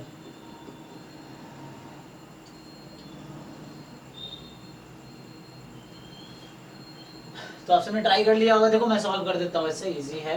तो इंटीग्रेशन ही तो है जस्ट, है ना। जैसे इसके लिए आप EX है, इसके दो तरीके हैं। मतलब पहले आप या तो मार्जिनल निकालो x का फिर करो, या वैसे भी कर सकते हो सॉल्व। देखो जैसे e ऑफ एक्स वाई है x इंटू वाई, तो इसका क्या होगा double integration x into Y PDF x plus Y dx dy, ठीक है। सो 0 to 1 0 to 1, ठीक है। तो आप ये इंटीग्रेट कर लेंगे, देख लीजिए इंटीग्रेट तो हो जाएगा आप लोगों से। तो ये 1/3 जैसे बता रही आ जाएगा, चेक कर लीजिए। पहले आप x के रेस्पेक्ट में इंटीग्रेट करो, y को कांस्टेंट अज्यूम करके, फिर जो भी आएगा आंसर उसमें y के रेस्पेक्ट में इंटीग्रेट कर लो। तो इस तरीके से हो जाएगा। जैसे मान लो EX है, अब तो EX में आप या तो ऐसे लगा सकते हो कि लाइक अगर मैं EX को सॉल्व करूं तो क्या होगा कि EX में क्या आंसर आएगा, तो EX जो होगा expectation of x, this is integration x time. या तो आप ऐसा कर सकते हैं, या आप क्या कर सकते हैं कि double integration x time joint PDF, दोनों से सेम आंसर आएगा। dx dy या dy dx, मर्जी आपकी, है ना। यही चीज है। आप यहाँ पे dy dx लिखो या dx dy लिखो, उसके हिसाब से लिमिट यहाँ पिक करना है। तो चूंकि 0 से 1 ही है, तो 0 से 1 0 से 1, यहाँ भी 0 से 1 होगा। तो है तो सेम ही चीज ना, क्योंकि आपको पता है कि आप ज्वाइंट से मार्जिनल कैसे निकालते हो, तो वही चीज है। ओके है, देख लो। क्योंकि इसका इंटीग्रेशन जब y के रेस्पेक्ट में हो रहा है ना, तो वो यही बन जा रहा है। तो आप चेक करो सेम ही चीज बन जाएगी, क्योंकि जब आप इसको इसके रेस्पेक्ट इंटीग्रेट कर दोगे तो ये बन जाएगी, और वो सेम ही चीज है। तो किसी भी एक तरीके से कर लो, तो उसके लिए अलग से मार्जिन निकालो या साथ में ही कर दो, तो हो जाएगा। मान लो इसको अगर मैं कंटिन्यू करूं, so double integration x plus Y dx dy 0 to 1 0 to 1। आप इसको सिंप्लीफाई कर लो जस्ट, तो सिंप्लीफाई कर दोगे तो आपका 7/12 जैसे है, तो ये 7/12 आ जाएगा। वैसे ही e ऑफ आप y निकाल लो, है ना, तो वैसे ही e ऑफ y आ जाएगा।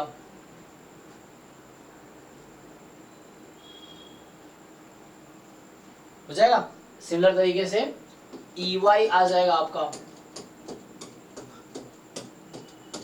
एंड यहाँ पे क्या है y time same joint PDF, तो ज्वाइंट PDF क्या है आपका same x plus Y dx dy 0 से 1 0 से 1 ऐसे आ जाएगा। तो इसे कैलकुलेट कर लेंगे। अभी नेक्स्ट है EX प्लस वाई। देखो तो ये प्रॉपर्टी है, मैं अभी लिखा देता हूँ E of x plus Y. तो आप जानते हैं वन वेरिएबल में कॉन्सेप्ट जो भी है E ऑफ, तो इसमें कोई प्रॉब्लम नहीं है। आपने अगर फाइंड कर लिया EX और EY सेपरेटली, तो E of x plus Y क्या होगा EX प्लस EY, आप इसको सेपरेटली कैलकुलेट कर सकते हैं, ठीक है। तो E of x plus Y EX plus EY हो जाएगा, और यहाँ से आंसर आ जाएगा। कोई डाउट है तो बताओ किसी को इसमें। हाँ, प्रॉपर्टीज एक्सपेक्टेशन का तो हम पहले भी लिख चुके हैं ना। जैसे मान लो हम लोगों ने एक्सपेक्टेशन प्रॉपर्टीज, जैसे वन वेरिएबल का सेम चीज यहाँ है, प्रॉपर्टीज ऑफ एक्सपेक्टेशन। सो यहाँ पे तो वही, जैसे मान लो फंक्शन जो भी है, जैसे हमने वहां देखा था E of ax plus b है, so we can simply write a time expectation of x plus b। तो ये वन वेरिएबल में है, टू वेरिएबल में तो भी कोई प्रॉब्लम नहीं है। सिमिलर चीजें a टाइम मान लो g ऑफ x1 x2 हो गया, so let's say g of x1 x2 and plus में b। तो यहाँ से आएगा a time expectation of g x1 x2 plus में b, ठीक है, ऐसा आ जाएगा। फिर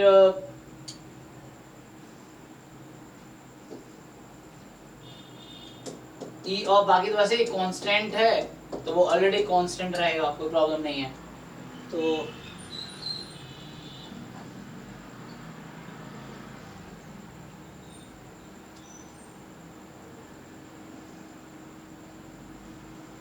ठीक है जी। बाकी जैसे वन वेरिएबल में है वैसे यहाँ भी हो जाएगा कि e of x minus A whole square is minimum if and only if. क्या होता है, ए की वैल्यू क्या होती है, ये मिनिमम होने के लिए क्या होना चाहिए, ए के जगह पे हाँ यहाँ पे ex, अगर रैंडम वेरिएबल में बात कर रहे हैं तो a has to ex, otherwise अगर डेटा के टर्म्स में आप बात करेंगे, आपका रैंडम सैंपल है तो रैंडम सैंपल के लिए बात करेंगे तो a is equal to X bar हो जाएगा। तो ऐसा है। अभी जैसे next same thing to variable में है, तो मैं अगर टू वेरिएबल में यही चीज लिखूं कि लाइक एक्सपेक्टेशन ऑफ, मान लीजिए यहाँ पे है g of x1 x2 minus k है and this whole square is minimum. ये थ्योरम है एक्चुअली, ये थ्योरम लिख रहा हूं मैं, तो प्रूव भी कर सकते हैं। This minimum if and only if क्या होगा, सो k इज व्हाट,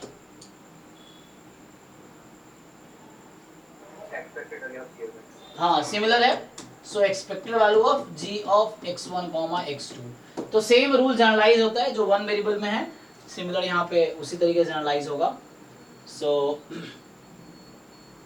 ठीक है, तो ये कुछ केस में तो 0 ही हो जाएगा क्या, अगर इक्वल हो जाएगा कि नहीं नहीं इक्वल कहाँ हो रहा है, ये e ऑफ g है तो ये कोई नंबर आएगा और ये फंक्शन है, जैसे यहाँ x है वो a है, मीन है, मीन इटसेल्फ अ नंबर, तो मैं बोल रहा हूँ वो नंबर क्या होगा, तो नंबर तो ऐसा कुछ भी हो सकता था, लेकिन मिनिमम होने के लिए वो ex के जब इक्वल आएगा तो उसकी स्मॉलेस्ट वैल्यू आएगी, a की जगह कोई और नंबर लोगे तो उससे वैल्यू ज्यादा आएगी इस तरीके से।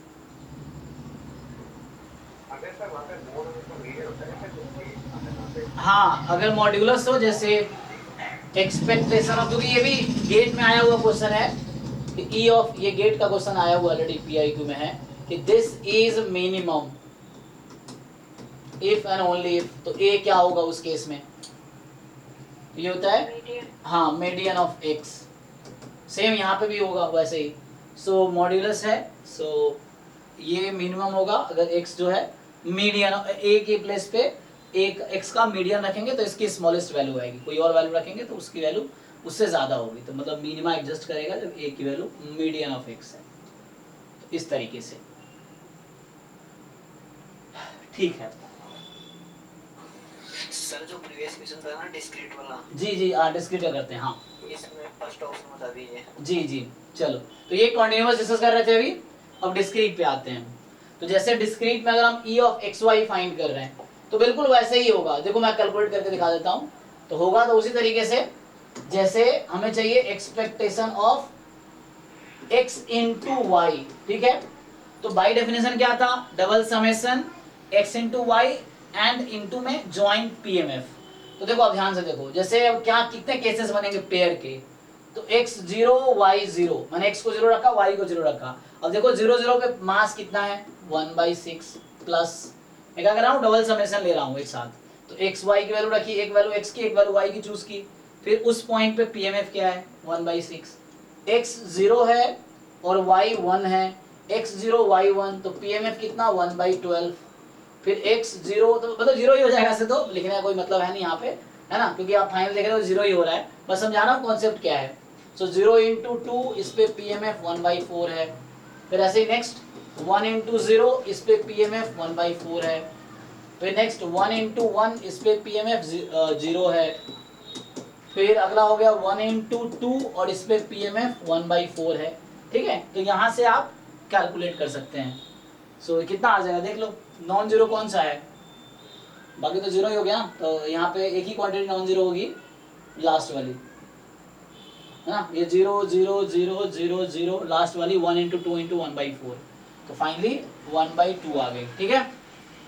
ऐसे ही हालांकि आप मार्जिनल यहाँ से निकालना आसान रहता है, तो x का अगर मार्जिनल आप फाइंड करोगे, मार्जिनल PMF ऑफ x, तो इन सबको ऐड कर लो, तो इन सबको ऐड कर लोगे तो x बराबर 0 पे प्रोबेबिलिटी आ जाएगी, है ना, तो ये आपका, तो मैं अगर लिखूं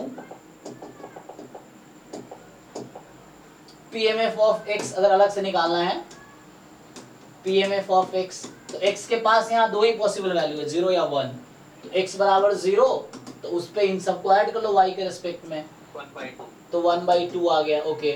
x इज इक्वल टू 1, तो ऑब्वियसली ये भी 1/2 ही आएगा। तो यहाँ से ex इजीली निकाल सकते हैं। तो मैंने मार्जिनल कैलकुलेट किया है, तो ऐसे भी कर सकते हैं, कोई प्रॉब्लम नहीं है। x की वैल्यू लेंगे इनटू जॉइंट, जैसे 0 इंटू फिर 1/6 फिर 0 इंटू, इस तरह से वो करना पड़ेगा आपको, सारे सम करने पड़ेंगे। तो जॉइंट पीएमएफ लिखना पड़ेगा, y के रेस्पेक्ट में समेशन करना पड़ेगा। तो डेफिनेशन में चला सकते हैं, ऐसे भी कर सकते हैं। तो इससे क्या हो गया, मार्जिनल आ गया x का, मीन चाहिए तो 0 into probability at 0, 1 into probability at 1, तो ये भी 1/2 आया। EY सिमिलरली आप फाइंड करेंगे, तो EY निकालने के लिए आप y का मार्जिनल निकाल लो।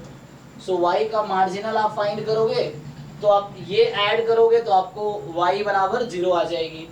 सो PMF ऑफ y, तो probability y is equal to 0, so y is equal to 0 पे सम कर दो आप, कितना आएगा 5/12 5/12 आ गया। फिर ऐसे ही y इज इक्वल टू 1 पे आप ऐड कर लो, 1/12 तो 1/12 आ गया। और probability y is equal to 2 पे कर दो आप, 1/2 तो यहाँ से 1/12 आ गया। ओके, तो ये आ जाएगा, ठीक है 1/2, सॉरी, तो 1/2 आ गया। अब यहाँ से EY आ जाएगा आपका, सो EY से होगा 0 प्लस 1/12 प्लस 1/6, सो कितना आ जाएगा ये 3/12, 13/12 13/12, सॉरी, तो 2 1 3, 13/12 क्यों आएगा, चेक करो नहीं आ रहा है सर। ये उसमें 2 into 1/4 होगा। फाइनल आंसर क्या आएगा 13/12। ओके, तो यहाँ 2 करेंगे तो ये LCM 12 हो गया। उसमें 2 into 1/2 होगा ना। अच्छा वो मैं, अच्छा वो एक मिनट, प्रोबेबिलिटी अच्छा सॉरी मैंने यहाँ गलत कर दिया ना, हाँ एक मिनट, वो मैं इसको ऐड कर रहा हूँ, एक मिनट। तो मैं क्या करना है 0 इंटू 5/12 प्लस 1 इंटू 1/12, हाँ वो मैंने गलत कर दिया, 2 इंटू 1/2 है ना ये, ओके ओके, तो ये 1/2 है, हाँ अब सही ना। तो यहाँ से कैंसिल हो जाएगा, तो आपका अब आ गया 1 प्लस 1/12 एक्चुअली, ठीक है। तो इस तरीके से कैलकुलेट कर लोगे आप, डिस्क्रीट में ज्वाइंट पीएमएफ दे या कॉन्टिन्यूअस में, तो आप एक्सपेक्टेशन कैलकुलेट कर सकते हो इजीली, ठीक है। चलिए, तो अब क्या करते हैं,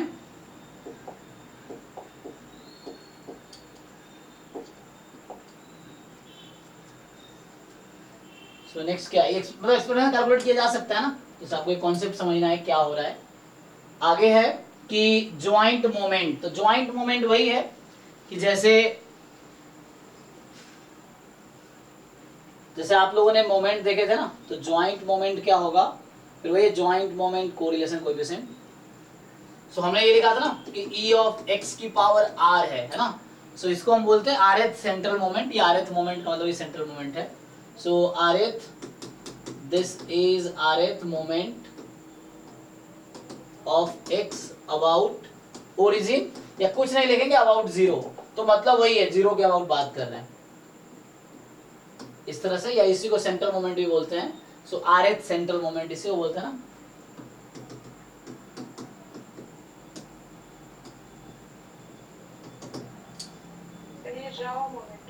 ओ सॉरी, इसको अच्छा इसको रॉ मोमेंट बोलते हैं, अच्छा एक मिनट, सेंटर में मीन घटाएंगे ना, rth मोमेंट, तो इसको रॉ या rth मोमेंट बोलते हैं ना। ओ सॉरी, हाँ, तो यहाँ पे क्या है कि आपके पास rth मोमेंट इसको बोलते हैं, रॉ मोमेंट या rth मोमेंट, ठीक है। सेंटर में माइनस करते हैं ना मीन, सॉरी हाँ, तो यहाँ पे आप क्या करेंगे ई एक्स माइनस इट्स मीन, बार की पावर आ हाँ x minus x bar का whole bracket की पावर आ नहीं, तो यहाँ पे एक्स बार नहीं, यहाँ पे तो हम लोग मीन क्या लेंगे, रैंडम वेरिएबल में मीन क्या लेंगे, ये ना, हाँ तो यहाँ पे तो ये लेंगे ना, अच्छा सॉरी, तो ये हो गया आपका। तो हाँ रॉ मोमेंट बोल सकते हैं, सिर्फ मोमेंट, एक्चुअली बुक में जनरली मोमेंट लिखा रहेगा, सेंट्रल मोमेंट ये लिखा होगा, तो गलती से लिख दिया। सो मोमेंट है, हाँ this is rth central moment of x, ठीक है ना। तो मतलब ये हो गया मोमेंट अबाउट, सेंट्रल मोमेंट का मतलब क्या हो गया, अच्छा ये मुझे लिखना था कि मोमेंट अबाउट मीन, यही ना, ठीक है। तो यहाँ मेनली तो हमें टू वेरिएबल में डिस्कस करना है। तो टू वेरिएबल में क्या होगा, जैसे एक्सपेक्टेशन ऑफ, मान लीजिए x की पावर i और y की पावर j है, तो इसको क्या बोलेंगे? हाँ, जैसे ज्वाइंट मोमेंट, मतलब मोमेंट ही लिखते हैं, रॉ लिखने की जरूरत नहीं वैसे पड़ती है। तो ज्वाइंट मोमेंट, मोमेंट मतलब वही रॉ मोमेंट होगा, तो वो शुरू में ना मैं क्या बोल रहा था। So this is joint moment, so मतलब रॉ मोमेंट ऑफ ऑर्डर क्या, इसको ऑर्डर क्या लेंगे? हाँ, ऐसे i प्लस जे भी लिख सकते, कोई दिक्कत नहीं है ना, या i कॉमा जे, ठीक है। सो i कॉमा जे इस तरह से लिख सकते हैं, या i प्लस जे मोमेंट, मतलब हालांकि इसमें डिसाइड नहीं होगा किसका पावर क्या है ना उस केस में। तो फिर सेंटर में इसका मेन माइनस हो जाएगा, ठीक है।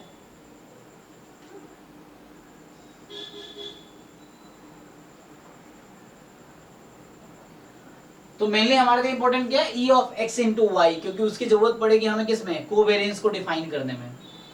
तो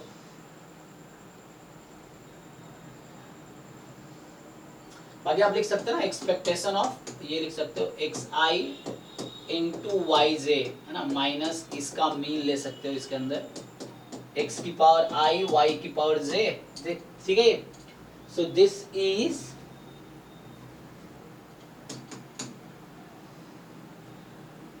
क्या बोलते हैं आप इसको, सेंट्रल, है ना। सो ज्वाइंट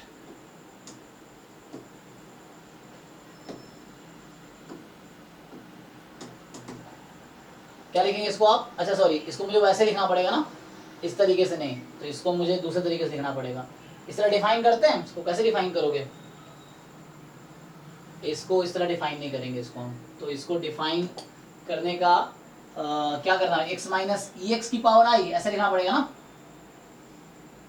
इस तरह डिफाइन किया रहता है बुक में हमारे पास। हालांकि मुझे सिर्फ मोमेंट बोला है, तो यहाँ पे क्या बोला है इसमें कि ज्वाइंट मोमेंट्स, है ना। तो मेनली मुझे लग रहा है इसी की जरूरत है। और टू वेरिएबल कैसे डिफाइन करोगे, x माइनस ई एक्स की पावर i और y माइनस ई वाई की पावर j, ऐसा डिफाइन किया रहता है बुक में, देखना पड़ेगा बुक में कैसे डिफाइन किया, बुक में ऐसे डिफाइन किया नहीं होगा। हाँ तब ना, वही तो, जैसे डिफाइन नहीं किया होगा इसके लिए, टू वेरिएबल में डिफाइन नहीं किया होगा।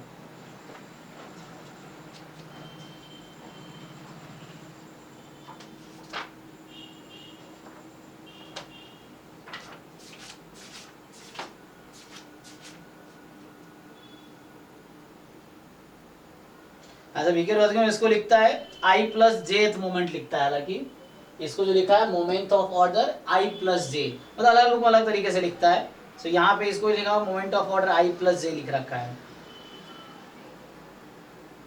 हाँ इस तरह से डिफाइन कर रखा है, देखो। सो ये जो आएगा expectation x minus E X इस पूरे की power i into Y minus E Y.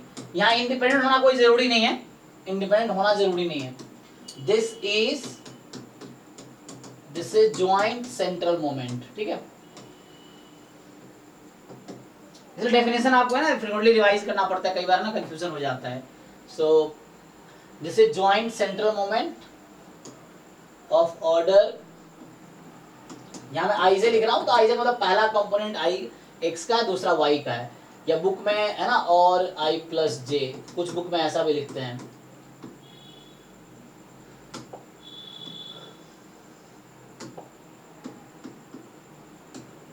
Sometimes i plus जे, इस तरीके से लिख देगा।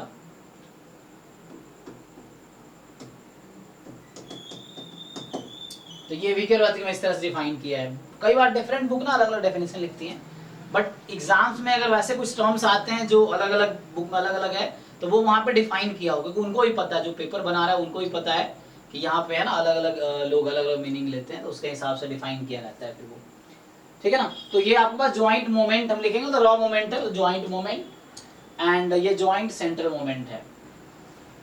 तो इसका कैलकुलेशन वैसे ही होगा, डेफिनेशन आप लिखोगे सेम है। अगर मैं डिफाइन करता हूँ, अगर कॉन्टिन्यूअस के लिए मान लिखता हूँ इसको मैं, तो सेम चीज है, डबल लिखा था ना G of X comma Y का integration, G of X comma Y का जो एक्सपेक्टेशन लिख रहे थे हम लोग, या जी ऑफ x1 x2 का, सेम चीजें हैं। तो इसको आप लिखेंगे this into joint PDF double integration, अगर कॉन्टिन्यूअस है तो डिस्क्रीट है तो दिस इनटू फिर जॉइंट पीएमएफ हो जाएगा, है ना, उस तरीके से आ जाएगा आपके पास।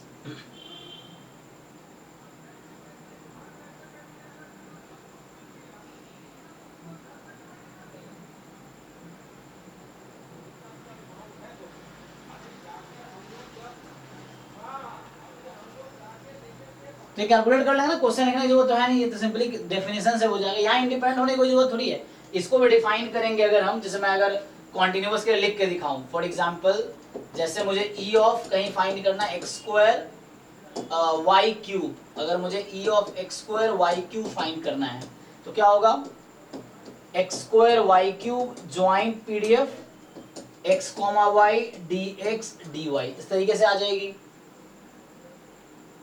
अगर कॉन्टिन्यूअस है तो। वैसे ही मान लो इसको फाइंड करना है तो भी कोई प्रॉब्लम नहीं है, x माइनस ई एक्स इसकी square into Y minus E Y इस पूरे का क्यूब, तो ये हमारा आ जाएगा x माइनस ई एक्स जो है इसका स्क्वायर और y माइनस ई वाई इसका क्यूब, है ना, और इंटू में अगर कॉन्टिन्यूअस है तो f of X Y X comma Y D X D Y. पहले ई एक्स डी वाई आपको निकालना पड़ेगा उसके लिए, तो ऐसा आ जाएगा। ठीक है, तो वो मतलब कैलकुलेट कर सकते हैं, कोई डिस्ट्रीब्यूशन आपको दिया हुआ हो तो आप इजीली कैलकुलेट कर सकते हैं। ठीक है, चलो तो ये तो हो गया डेफिनेशन। हाँ, कुछ पूछना है? सर बोलो। सर बोल रहे थे कि डिस्क्रीट में भी ऐसे हो सकते हैं। हाँ, डिस्क्रीट में भी हो जाएगा, यहाँ समेशन लग जाएगा जस्ट। ठीक है, तो इंटीग्रेशन की जगह समेशन यूज कर लेंगे डिस्क्रीट में, तो डिस्क्रीट में भी हो सकता है।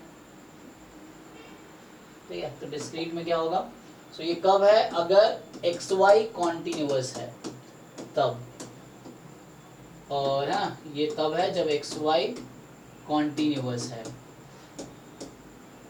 डिस्क्रीट में क्या करेंगे, इसी को हम लोग डिस्क्रीट में अगर लिखेंगे तो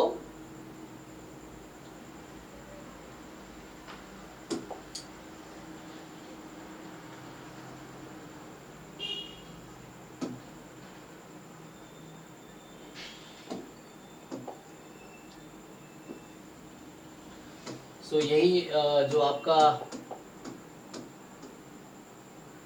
डबल इंटीग्रेशन की जगह डबल समेशन आ जाएगा।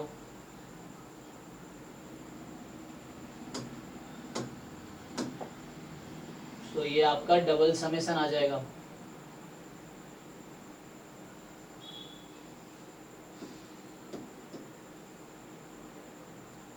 सॉरी, कंटिन्यूअस था ये, डिस्क्रीट।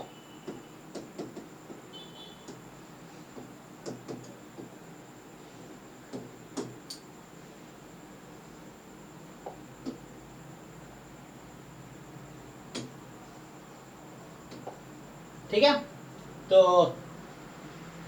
ये डेफिनेशन हो गया, सिंपली आप सॉल्व कर सकते हैं उसी तरीके से।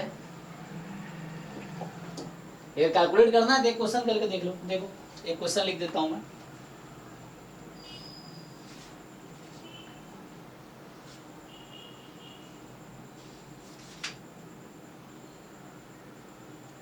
तो पिछला क्वेश्चन लिखा था तुमने ना, जैसे उसी क्वेश्चन में अगर तुमसे पूछ लिया जाए कि if F of X comma Y आपको दे रखा है, पिछला क्वेश्चन जो लिखा था वही रिपीट कर रहा हूँ, 0 less than X less than 1 and this 0 otherwise. तो यहाँ अगर आपसे पूछा जाए E of X square into Y cube क्या होगा, ऑप्शन बी ई ऑफ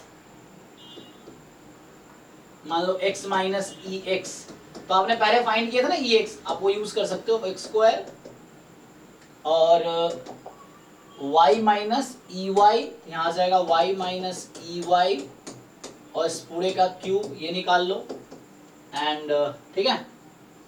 और अलग से अगर पूछ ले आपसे e of X square into E of Y cube क्या आएगा, ये अलग से पूछ सकता है। दोनों अलग अलग चीज़ है, आंसर अलग अलग नोड़ी नहीं सेम आएगा, आंसर सेपरेट आ सकता है।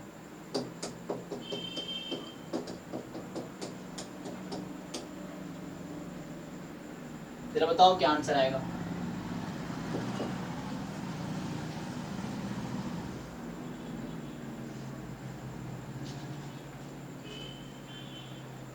कैलकुलेट कर लोगे कि अब वेट करूं मैं, या कर दोगे तुम लोग, घर पे कर लोगे ना? ये कॉन्टिन्यूअस है तो just double integration this into हो जाएगा। यहाँ भी पहले EX EY निकाल लो अलग से, और उसके बाद ये तो मार्जिन निकालने के बाद EX EY कैलकुलेट कर लो। तो ये तुम्हारा तुम खुद फाइंड करो क्या आएगा, है ना। सेम यहाँ क्या अलग अलग कैलकुलेट करना पड़ेगा। ए और सी का आंसर जरूरी नहीं इक्वल आएगा, है ना। हालांकि यहाँ पे इंडिपेंडेंट नहीं है तो इक्वल ना भी है ना, आ भी सकता नहीं भी आ सकता, जरूरी नहीं है। क्योंकि इंडिपेंडेंट है तो प्रोडक्ट इक्वल होता है, इंडिपेंडेंट नहीं है तो कुछ भी हो सकता है। तो वैसा है ना, मतलब अगर एक्स और वाई इंडिपेंडेंट होता तो इसका आंसर सेम आता, लेकिन यहाँ इंडिपेंडेंट नहीं है तो कुछ नहीं कह सकते, इक्वल आ भी सकता नहीं भी आ सकता है, कोई कंक्लूजन नहीं है। चलो तो हाँ हाँ पहला 31/240 ओके।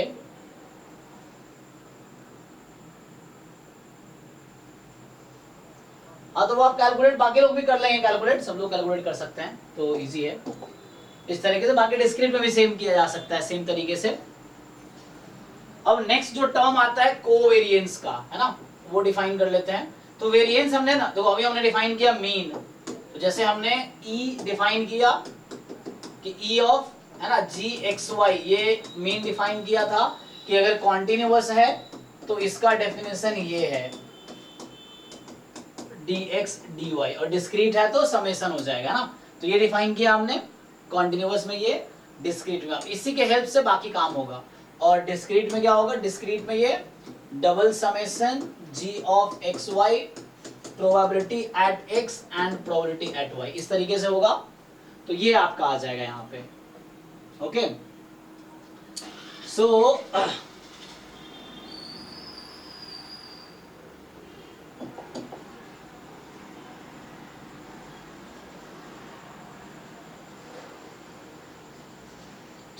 ये तो मीन हो गया, ये तो आपका मीन हो गया। वेरिएंस का डेफिनेशन भी आप लोग ऑलरेडी जानते हैं, सो आप सब है ना, ये तो मीन हो गया, जैसे मीन ऑफ GXY या एक्सपेक्टेशन ऑफ GXY, इस तरीके से। वेरिएंस से सिंगल रैंडम वेरिएबल का वेरिएंस है तो भी आप उस तरीके से कैलकुलेट कर सकते हैं, ठीक है ना। सो वेरिएंस जैसे हम लोग एक का लिखते हैं, सो वेरिएंस ऑफ x, तो इसका डेफिनेशन क्या है वेरिएंस का,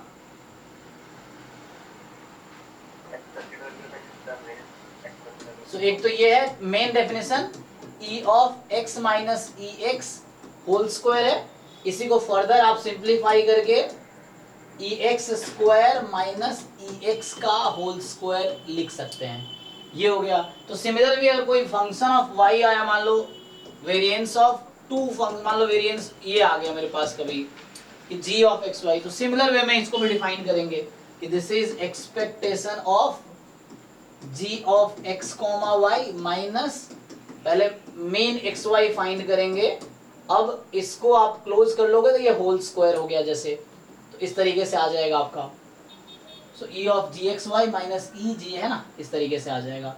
इसी को आप ओपन कर लेंगे तो एक्सपेक्टेशन ऑफ GXY का होल स्क्वायर और माइनस एक्सपेक्टेशन ऑफ GXY, इस पूरे का स्क्वायर आ जाएगा। तो इस पूरे का स्क्वायर आ जाएगा यहाँ पे, ठीक है, इस तरीके से आ जाएगा।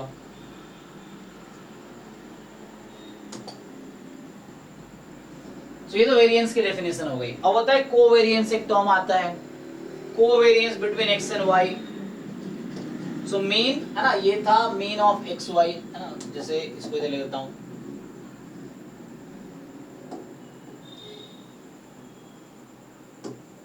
ये हो गया आपका mean of xy, mean variance. अब आगे आते हैं, आगे लिख ले, पेज पे लिखता हूँ कोवेरिएंस, है ना। तो ये सब भी जस्ट टर्म्स हैं जो आपको जानने हैं। So covariance between x and y, तो इसको आप लोग कैसे डिफाइन करते हैं, x y के बीच का कोवेरिएंस कैसे डिफाइन करेंगे।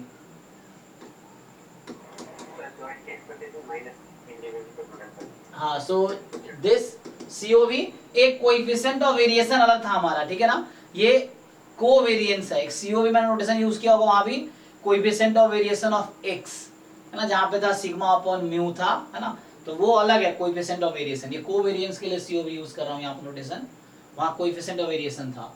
सो covariance between x and y, वहां coefficient of variation single random variable का फाइंड किया था हमने, तो वो स्टैंडर्ड डेविएशन अपॉन मीन का रेशियो होता है।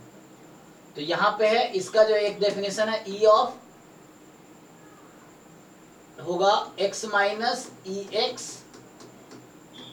Into Y minus E Y, मतलब ये समझ लो आप सेकेंड सेंट्रल मोमेंट हो गया ना, एक एक ऑर्डर का ले लिया, one order in x and one in y। तो इस तरीके से E of x minus E X Y minus E Y, इसी को आप फर्दर सिंप्लीफाई करेंगे। सो चेक करो, फर्दर सिंप्लीफाई करोगे तो क्या आएगा, E of X Y, check कीजिए आप लोग, है ना, यही आएगा ना, ओपन कर सकते, मल्टीप्लाई करें तो क्या होगा, ठीक है, इसको मल्टीप्लाई करोगे आप x को y से, फिर x को ey से, ex को y से, इसको तो एक बार कैंसिल हो जाएगा, बीच के 4 टर्म आएंगे ना, तो 2 टर्म बीच में कैंसिल हो जाएंगे, तो ये बनेगा e of x into e of y। तो ये डेफिनेशन है आपका covariance between x and y का, ठीक है। तो x y अगर डिफरेंट रैंडम, ये मतलब है। अच्छा, इसी में अगर रिमार्क में आपसे पूछ लिया जाए कि what is the covariance between x and x, covariance between x and x मतलब कोवेरिएंस ऑफ x, और ये क्या आएगा, है ना। सो जस्ट आप इसको इक्वल पुट करेंगे, यहाँ पे देखेंगे कि एक्स वाई को इक्वल कंसीडर कर लेंगे, it will be just e of x square minus ex into ex square, so this will be just variance of x। So same random variable के बीच का जो कोवेरिएंस है उसका वेरिएंस के equal होता है। तो ये एक रिजल्ट हो गया।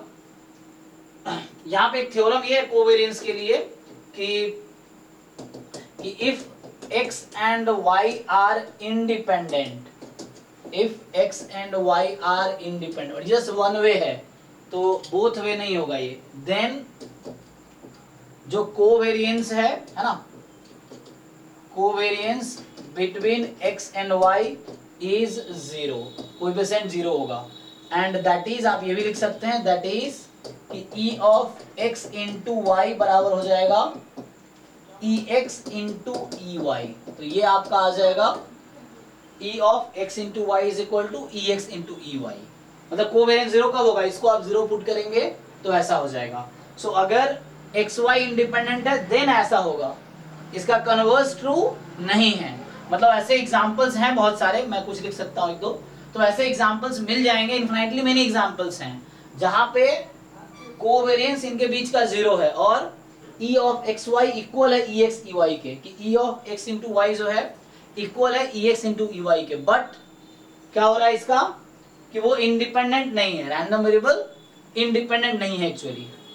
सो ये वन वे ट्रू है जस्ट, बट इसी का कंट्रापोजिटिव स्टेटमेंट क्या होगा जो यूजफुल होगा एक्चुअली, बताइए कंट्रापोजिटिव स्टेटमेंट क्या है इसका। हाँ, covariance of X Y is non zero, या ऐसा बोल सकते हैं दैट इज कि e of x into Y is not equal to ex ey, then it will guarantee that, contrapositive लिख रहा हूं ना, so if this is not true then it will guarantee that कि x and y are not independent, ये इसकी guarantee देगा, ठीक है। तो वन वे थ्योरम है। सो if x and y are independent, if it is given to you, then e of x into y बराबर ex ey होगा। If x and y are not independent, then you can say nothing, there is no conclusion. If x and y are not independent, then there is no conclusion. But according to this theorem, if covariance is non-zero or e of x into y is not equal to ex ey, then surely you can say that x and y are not independent, means x and y are dependent, है ना, that is you can write dependent, है ना, इसका मतलब ये हो गया dependent बोल सकते हैं आप। सो प्रीवियस स्लाइड ओपन जी, सो तो यहाँ पे हो गया कोवेरिएंस का डेफिनेशन, इधर लिख रहे थे हम लोग मीन और वेरिएंस का डेफिनेशन, जो हम पहले से भी लिख रखे हैं, तो आप लोग जानते हैं ऑलरेडी।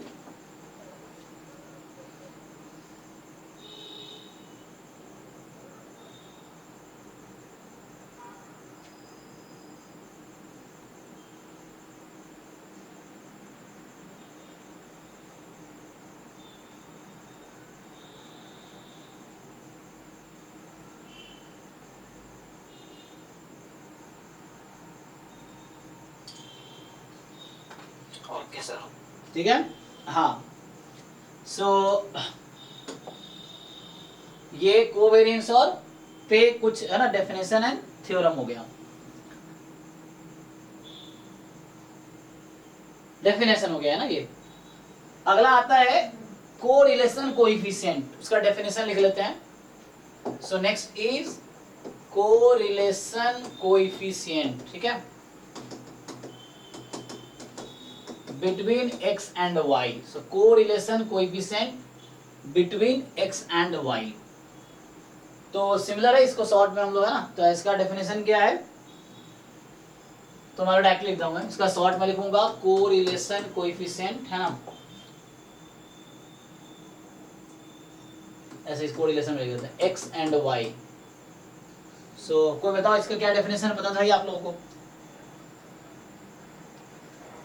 कोवेरिएंस को डिवाइड करते हैं। So this is just you divide covariance between xy by root under variance x into variance y, एक साथ लिख सकते हो, या फर्दर सिंप्लीफाई करोगे तो you can see that it is e of xy minus ex into है ना ex into ex into ey upon आ जाएगा sigma x into sigma y। तो इस तरीके से आपके पास आ जाएगा sigma x into sigma y। So ये आपके पास इस तरह से एक रिलेशन आ जाएगी। So e of X Y is equal to E X into E Y, तो है ना, या फर्दर आप ऐसे लिख सकते हो covariance between X Y upon standard deviation of X, standard है ना। So where you already know कि sigma X is root under variance of X, है ना, आपको पता ही है।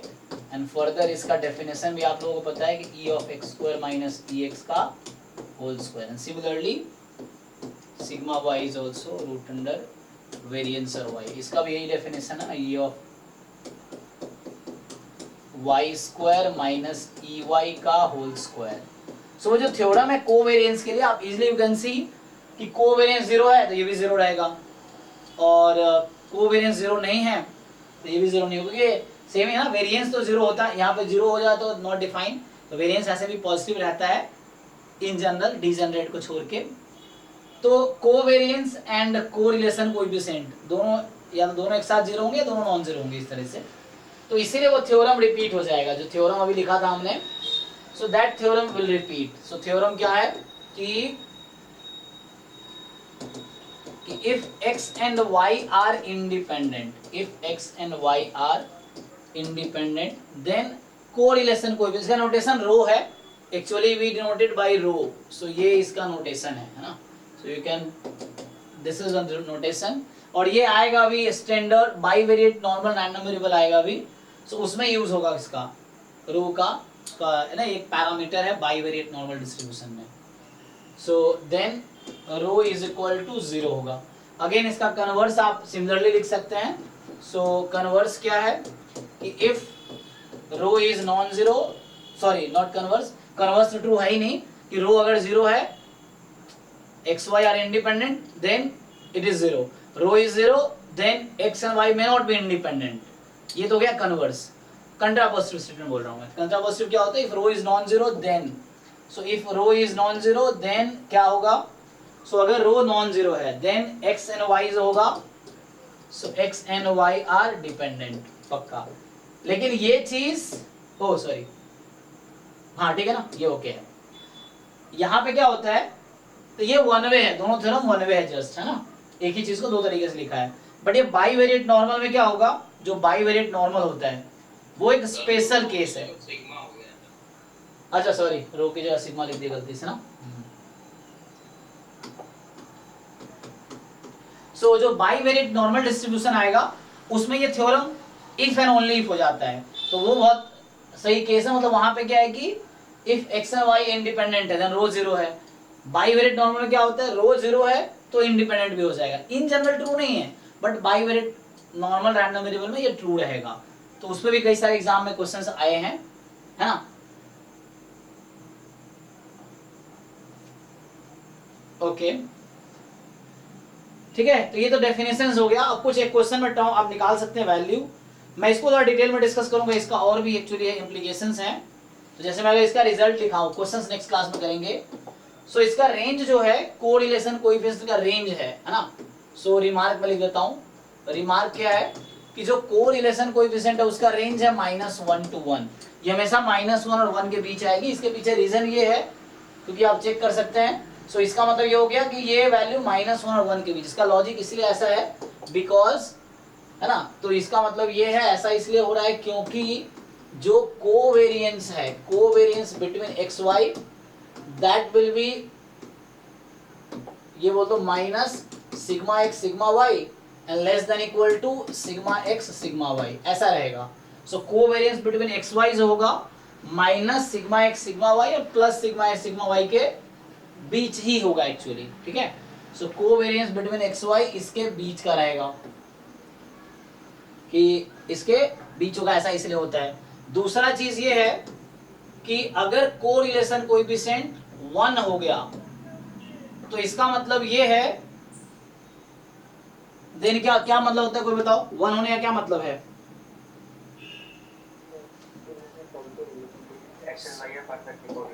सो इसका मतलब ये है कि if and only if there exist a number a which is more than 0, which is more than 0, positive number such that कि y जो होगा, है ना, this is a correlation coefficient between x and y, so y will be in the form ax plus b, here a has to be positive।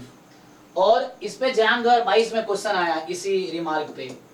तीसरा point ये है कि rho अगर -1 है, so if and only if there exists a which is negative such that y बराबर ax plus b, मतलब यहाँ a negative वहां पॉजिटिव है। इसी को कंबाइन करके लिखूं तो बुक में यही कंबाइन करके लिखा होगा कि mod rho is 1 if and only if there exists a real number a such that, और there is non zero real number होगा, है ना।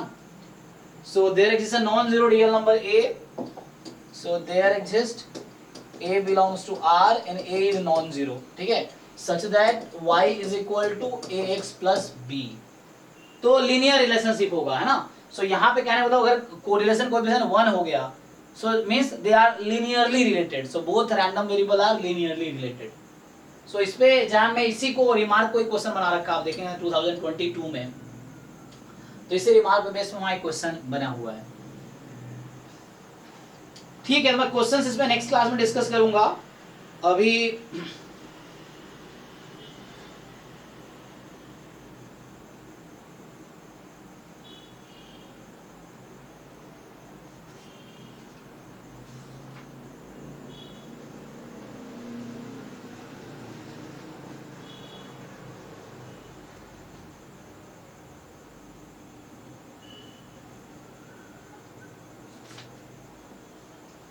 सो क्वेश्चंस नेक्स्ट क्लास में डिस्कस करते हैं, ठीक है। तो अभी हमने आज क्या डिस्कस किया, आज हमने स्टार्ट किया था एक्सपेक्टेशन से, है ना, कि लाइक जॉइंट एक्सपेक्टेशन या expectation of function of random variable क्या होगा। उसके बाद हमने डिस्कस किया कि लाइक कुछ क्वेश्चंस किए एक्चुअली एक्सपेक्टेशन है बेस।